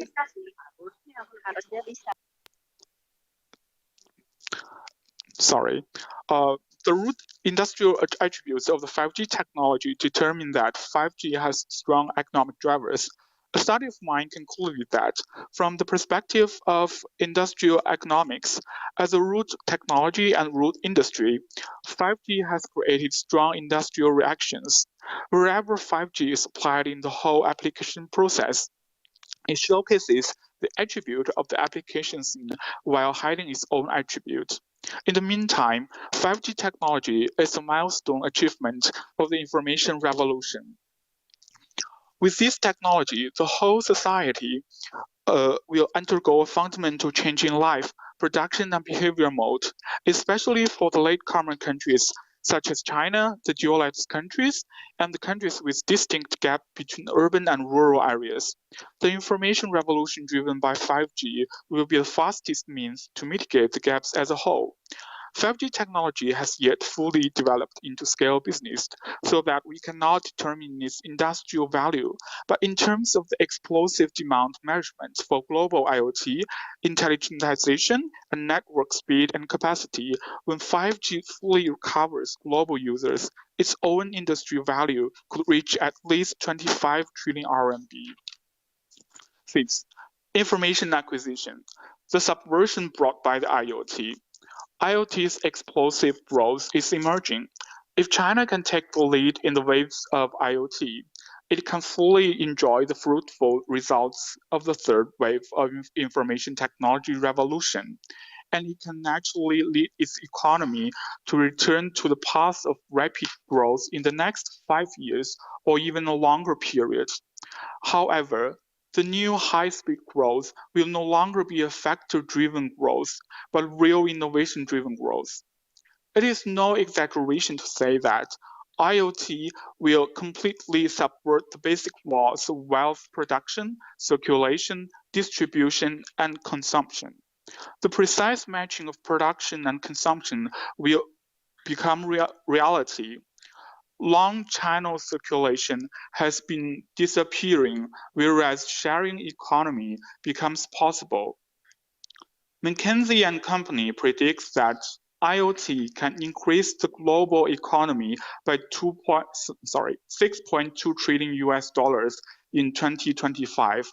By 2030, the total investment in the global industrial IoT will reach 60 trillion US dollars. So far, 25% of global producers can apply to IoT technology. By 2025, the manufacturing industry alone can increase the economic value by 2.3 trillion US dollars. The new economic drivers of the IoT industry is creating a huge new blue ocean for China's economic growth. At present, the sharing economy, mobile payment, integrated construction, and safety construction have all entered substantial commercialization. Last but not least, I would like to talk about broad space for ASEAN-China digital economy cooperation. Firstly, we can conduct technology cooperation in the sector of digital economy. China has owned strengths in basic technologies of digital economy, such as IoT, 5G, and AI. China and ASEAN can conduct complementary R&D cooperation in corresponding fields, jointly promote technological progress and iteration, and share corresponding R&D results. Secondly, we can conduct innovation cooperation. The digital economy is powered by technology innovation and business model innovation. China has a huge reserve and strong redevelopment capacity in technology research and development. And China's business model has also achieved a great success. The cooperation between Chinese and ASEAN industries has great potential, and it will make our respective advantages complementary to each other. Thirdly, we can conduct industry cooperation. China and ASEAN member states can take digital industry as a breakthrough and build industrial cooperation platforms to let more scientists, entrepreneurs, and investors participate in the cooperation. They can give full play to their respective advantages to achieve sustained and explosive growth of the digital economy. Thank you. Thank you very much, Professor Phan Han Ting, for sharing your views about how to broaden the cooperation on digital economy between ASEAN and China. And before we move to the second speaker, I would like to kindly remind all the panelists to limit the speech within 8 minutes. Now we move to the second speaker, Madam Yang Ping, the Vice President of Academy of Contemporary China and World Study. Madam Yang Ping is also a member of the International Federation of Translators Council and Deputy Secretary General of the Translator Association of China and Secretary General of China Academy of Translation. Madam Yang Ping, the floor is yours. Sorry. Okay, good. Yes, you can start from the beginning. Please. Distinguished guests and old friends, I'm honored to take part in the online forum. As a representative from the Academy of Contemporary China and World Studies, I would like to talk about how think tanks can play a role in digital information sharing and share with you our explorations in this field. First, I would like to say think tanks should provide intellectual and ideological support for digital information sharing. Known as the factories of thoughts for modern society, think tanks are essential in providing international support and spiritual nourishment for progressing of times and of society. We need them to play a key role in research, communication, and consultation. When we talk about digital information sharing, it is even more inseparable from the intellectual and ideological support provided by think tanks. Facing the vast amount of information intermingled with the good and the bad, think tanks should actively make their voices and classify and clarify the facts and provide objective, scientific, rational, professional, and high-quality intellectual products that can pioneer the trend of our times. Specifically, think tanks should provide political consultation to the government by offering accurate, forward-looking, and prompt suggestions, and enlighten the people by disseminating ideas and explaining policies to the general public. Amid the COVID-19 pandemic, think tanks have played an important role in the global fight against the novel coronavirus. Second, I would like to share our practices and explorations in boosting digital information communication. As a Chinese think tank that specialized in the research of international communication, the Academy of Contemporary China and World Studies has carried out an array of practices and explorations in recent years. We have carried out the Keywords to Understand China program. The program is a multilingual information sharing platform. By presenting short and easy to understand terms in Chinese and 14 foreign languages, the platform interprets to the international community the major ideas and governance practices in contemporary China's politics, economics, culture, and other fields.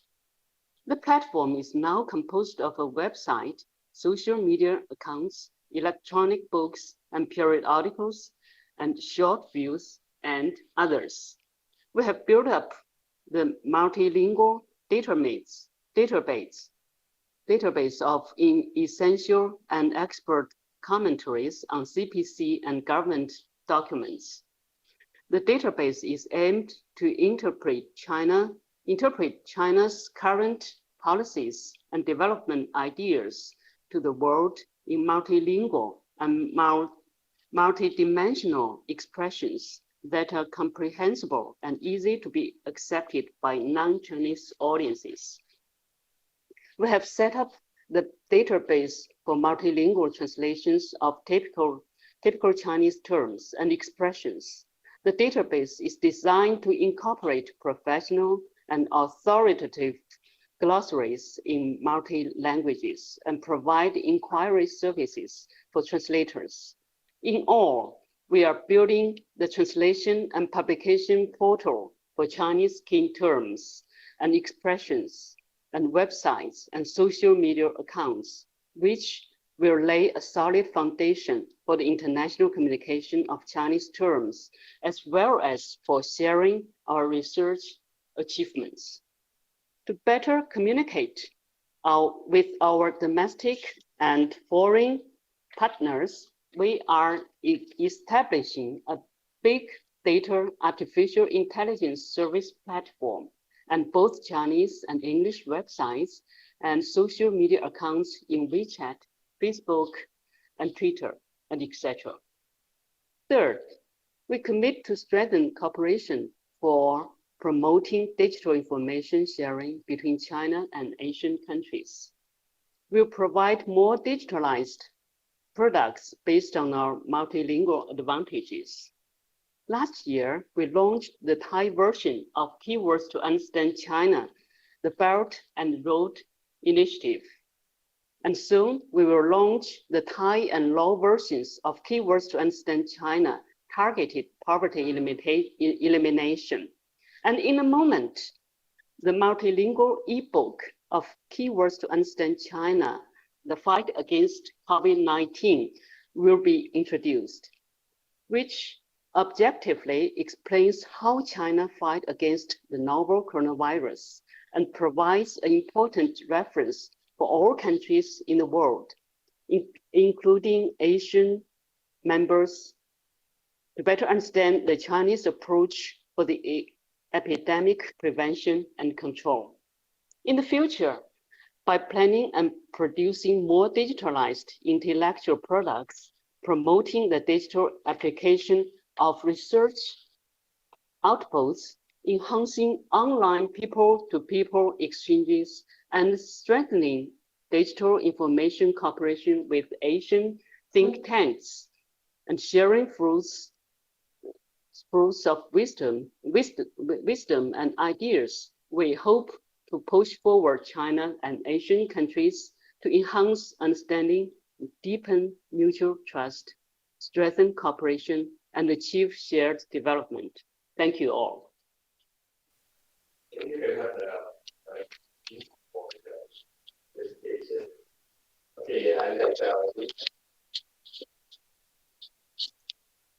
Madam Yang for the presentation. And next, we would like to invite the panelists from the ASEAN member state to share their views. Therefore, I would like to invite Mr. Thepchai Sayong, President of Confederation of ASEAN Journalists and Executive Advisor of Thai Public Broadcasting Service. Mr. Thepchai Sayong was the first Managing Director of the Thai Public Broadcasting Service, Thai PBS. It is Thailand's first public broadcaster between 2008 and 2012.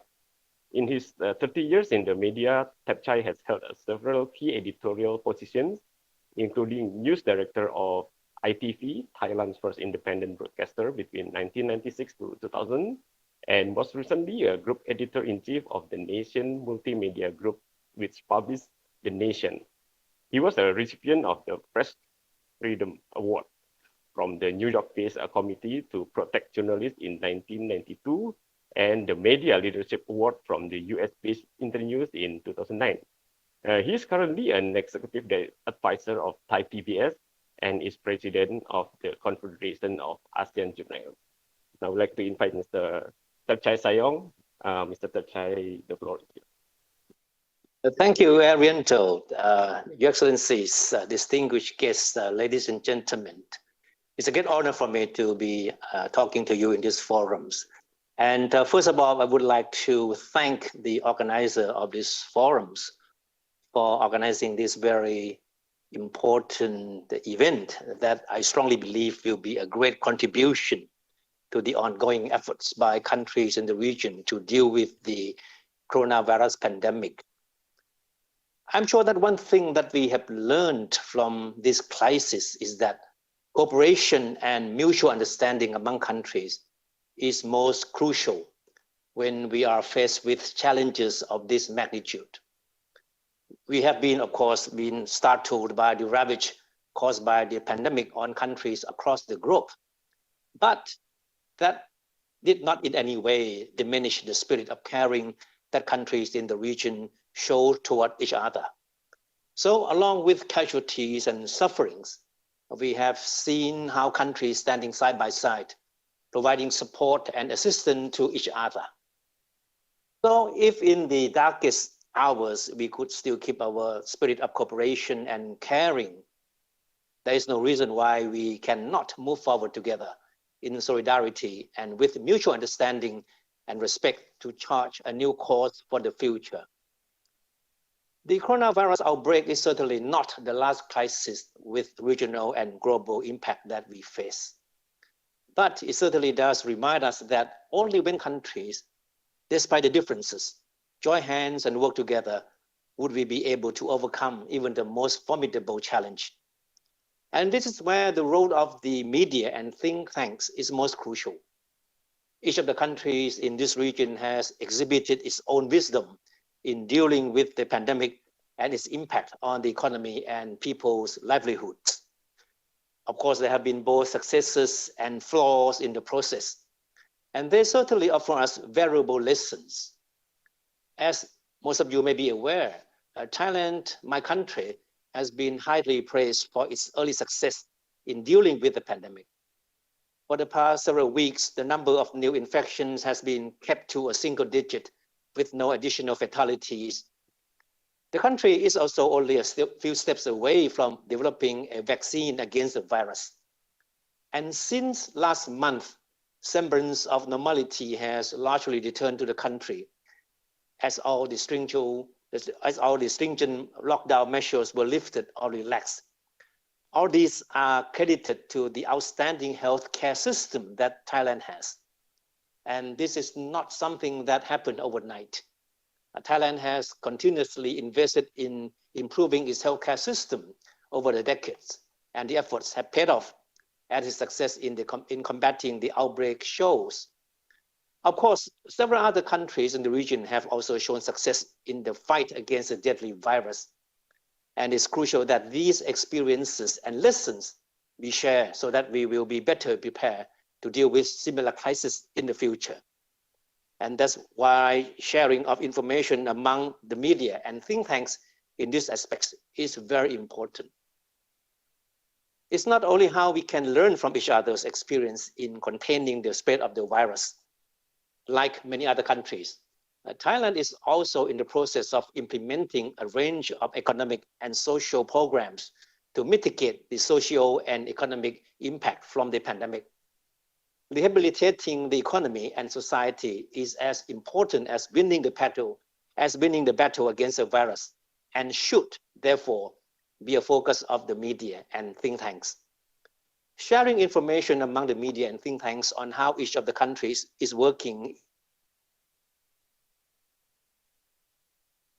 its way back to normalcy through social and economic rehabilitation will certainly contribute greatly to promoting better understanding and potential closer cooperation among countries in the region. Of course, I think we are all looking forward to a post-COVID-19 world. But the question is, what kind of world will it be?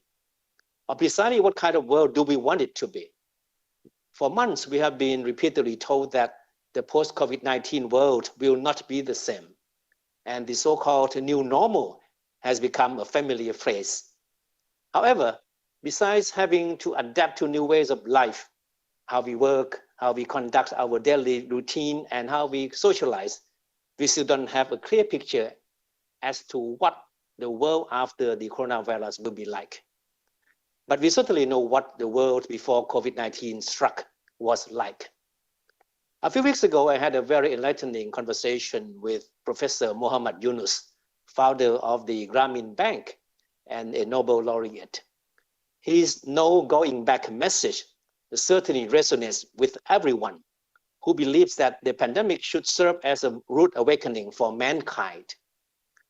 We know too well how the pandemic has ravaged the world, but we believe that at the same time, it also provides us with an unprecedented opportunity to rethink about our future and the future of the world. In Thailand, and I believe in most other countries, people are getting more and more anxious to return to their normal life. Of course, it's fine that we'll be back to once again in control of our life, resuming family activities, socializing, and traveling without restriction, for example. But will that be all? With the pandemic behind us, hopefully soon, will we be happy just because we are able to go back to our old ways of life? But what about the world we live in? Professor Yunus raises a very poignant question. Do we take the world back to where it was before the coronavirus came, or do we redesign the world? Of course, the decision is entirely in our hands. We certainly do not need to be reminded as to what kind of world we used to live in before the pandemic. As Professor Yunus has pointed out, it was a world rife with social and economic inequalities, in which less than 1% of the world's wealthiest was in possession of more than half of the world's wealth. It was a world in which climate change was reaching a catastrophic level. And it was a world in which millions of people were languishing in refugee camps, and racial discrimination was rearing its ugly head, and whose effects are now being felt to this day in some countries. So building a world in which growth is not driven by greed, wealth not concentrating in the hands of a few, and humans are kinder to environment is not something too idealistic. And the coronavirus pandemic only reminds us that we need a new paradigm for how we look at the world. This, I believe, is a challenge that is awaiting the world once we weather through this current crisis. Of course, it's a challenge that requires a rethink by all sectors and stakeholders of the societies. Needless to say, the media and all think tanks will have a crucial role to play in raising awareness of the need for societies to ask themselves about the kind of world they want to see. The coronavirus has presented us with an unparalleled opportunity to make the world a better place. We only need to grab it. I do hope that the forum we have today will not be just a platform for us to discuss how media and think tanks can work together to share experiences and ideas on how to deal with the impact of the coronavirus. More importantly, I do hope that it will help contribute to a dialogue on how we want to see our future. We have been told that everyone is in this together to fight the coronavirus pandemic. Now we should also be in this together to decide on what we want our world to be. Ladies and gentlemen, once again, I would like to thank the organizers of this forum for organizing this important event and for inviting me to be part of it, and I wish the forum a success. So thank you for your attention. Thank you very much, Mr. Sayong. Due to the time constraint, now we are moving to our final speaker, Mr. Muhammad Irfan Ilmi. He is the Chief of Indonesia Antara News Agency at Beijing Bureau. As you already do know that Antara News Agency was established in Jakarta on 1937, and Antara representative presence in Beijing since 1992. Now, please welcome Mr. Muhammad Irfan Ilmi to give your presentation. Thank you. Okay. Thank you, Mr. Arianto Surojo. Your Excellencies, Ambassador of Asian countries, distinguished guests, good afternoon, Xiao Wu Hao, Assalamualaikum warahmatullahi wabarakatuh. It gives me a great pleasure to gather with our distinguished guests at the second session on facilitated information sharing between ASEAN and China by media and think tank online forum. First of all, I would like to highlight the Chinese President Xi Jinping quotes, acting as a bridge in promoting communication, cooperation, and people-to-people contacts. Media can play an even greater role in the development of China-ASEAN ties. He expressed hope that media from both sides could serve as messengers of friendly exchange, facilitators of pragmatic cooperation, guardians of harmonious coexistence, and good storytellers on peace and development, making a greater contribution to building of a closer China-ASEAN community with a shared future. I strongly believe President Xi's expectation for the media is not so hard to implement because China and ASEAN countries are close neighbors, linked by cultural bonds, and with a long history of friendly exchange, have deepened strategic communication in recent years. The two sides have made joint effort in constructing the Belt and Road, advancing people-to-people exchange, properly handling defense, and safeguarding regional stability. Even though the world in a global pandemic, China and ASEAN have soon concerned each other. Presidency speaks with his counterparts in ASEAN. Twice over phone with Indonesian President Joko Widodo on February and April to support each other win battle against coronavirus. China offering aid to Asian countries to tackle coronavirus. Indonesia has received 12 tons of medical supplies from China for its COVID-19 efforts. The supplies were picked up from Shanghai by the Indonesian Air Force and will be distributed to hospitals handling COVID-19 cases. Previously, at the beginning of outbreak, Indonesian government has sent medical supplies to Wuhan, the capital of Hubei province.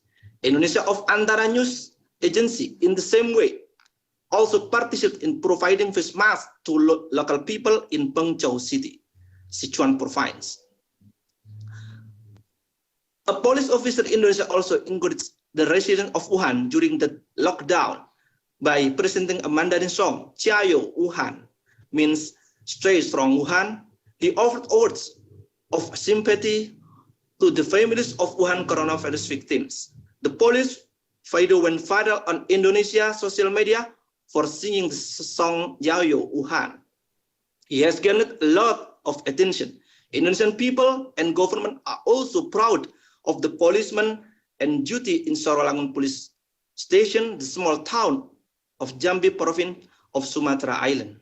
In response to the viral video, China's foreign minister spokesperson Hua Chunying said that during such a difficult time caused by the outbreak, the Chinese government acknowledged that Wuhan and China is cheered on through social media by so many lovely people from all corners of the world. The virus is cold, but there is warmth in humanity. Let this friend from Indonesia know that the epidemic will pass one day, and when that day comes, we welcome all who support Wuhan and China to visit China, especially Wuhan side. The efforts reflect a strengthened of the people-to-people contact between Indonesia and China and encourage each other to fight against the common enemy of COVID-19. Ladies and gentlemen, recently, Presidency exchanged congratulatory messages with President Jokowi on the 70th anniversary of the establishment of Indonesia-China diplomatic relation. China and Indonesia share broad common interests at bilateral, regional, and multilateral levels and enjoy tremendous potential for cooperation. China will continue to work Indonesia to prevail over the COVID-19 epidemic. Overall, Indonesia and China need to develop a soulful partnership that involves genuine feelings as partners that trickle down on the people level as well. Numerous Chinese and Indonesian media channels, such as the Xinhua News Agency, China News Agency, CCTV, CRI, Antara News Agency, TVRI, RRI, Metro TV, and so on, have carried out their function as an information bridge between Indonesia and China.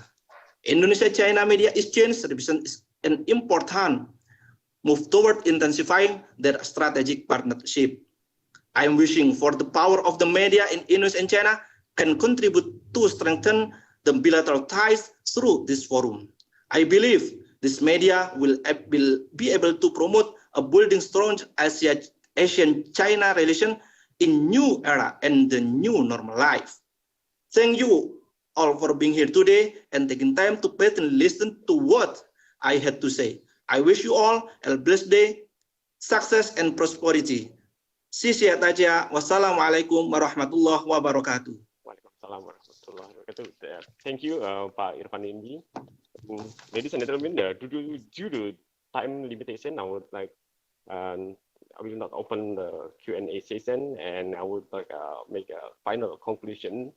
However, we are all agreed that the media and think tank can play a more important role in sharing the information and to fight together the COVID-19.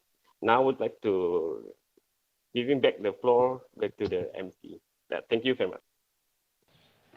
Thank you, moderator, and all the panelists for your impressive speeches. This is the end of session presentation. Now comes to the last session of the forum, the online release of multilingual ebook, Keywords to Understand China, the Fight Against COVID-19. 感谢主持人和各位嘉宾的精彩发言和讨论。论坛分议题研讨环节结束，我们进入最后的环节：中国关键词抗击新冠肺炎疫情篇多语种电子书线上发布仪式。Distinguished guests, ladies and gentlemen, since the outbreak of COVID-19, the Academy of Contemporary China and World Studies and China Report Press have jointly compiled a multilingual e-book series entitled Keywords to Understand China, the Fight Against COVID-19. The e-book aims to help the international community better understand how Chinese people have fought against the epidemic and provide references for global public health governance. Now, may I have the honor to invite Mr. Yu Yunquan, President of the Academy of Contemporary China and World Studies, to release the e-book. 各位来宾、各位朋友，新冠肺炎疫情爆发后，中国外文局所属的当代中国与世界研究院和中国报道社共同策划推出了中国关键词抗击新冠肺炎疫情篇多语种电子图书，目的是帮助国际社会全面客观了解中国抗击疫情的斗争，为全球公共卫生治理提供参考借鉴。接下来，请当代中国与世界研究院院长于运泉先生为电子书进行线上发布。Thank you. Respected Secretary General Chen Dehai, dear Madam Chen and Mr. Dong, distinguished guests and dear friends, good afternoon. It's great pleasure to attend the important meeting.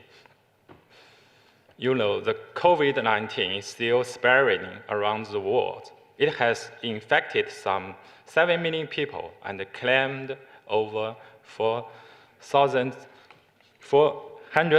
lives. This is a fight between mankind and the virus. In the face of the disaster, the 1.4 billion Chinese people have shown solidarity and worked closely together to fight the virus. We have made huge sacrifices before we finally put the epidemic under control. China has been doing its best to help the country in need. We sympathize with the suffering caused by the epidemic to people of all countries, deeply regret every life lost to the epidemic. Pay high tribute to healthcare workers and others fighting on the front lines of the global fight against the pandemic. On holding the vision of building a global community of shared future, China and ASEAN have been fighting the virus side by side. After the outbreak of the epidemic in China, leaders of ASEAN countries expressed sympathy and support by sending messages, making phone calls, and paying visits to China. People from all walks of life ASEAN countries have made donations and expressed best wishes in support of Chinese people. A special ASEAN-China Foreign Minister meeting on COVID-19 was held in February, setting a good example of international cooperation to tackle the pandemic. At present, we are facing more severe difficulties and challenges. Global solidarity is needed more than ever if we are to curb the spread of the virus and prevent global economic recession. As a think tank, our Academy is duty-bound to play our due role to help fight the virus, make the most of our advantages in translation and international communications. do more research on epidemic-related areas, actively project a scientific and objective voice, and contribute to the international cooperation to fight the pandemic. To share China's experience in epidemic prevention and control, as well as in the treatment of patients, and to tell the stories of Chinese people fighting together against the virus. We put forward to the initiative to compile this multi e-book entitled Keywords to Understand China, the Fight Against COVID-19. In this book, we have selected 80 terms and expressions across 8 sections, including decision by the general leadership, and anti-epidemic guidelines and arrangements, special terminology, international aids, effective measures, brave fighters, the importance of unity, information on COVID-19 prevention and control. It's now available in English, French, Japanese, Korean, and Spanish. We are launching this book online today in the hope that it can help the international community better understand how the Chinese people have fought against the epidemic and enhance the confidence of the international community in working together to defeat the pandemic. Thank you. Thank you, Mr. Yu Yunquan. Now I would like to ask all the participants to give a big applause to the release of the e-book. 谢谢于运泉院长，请各位嘉宾鼓掌见证。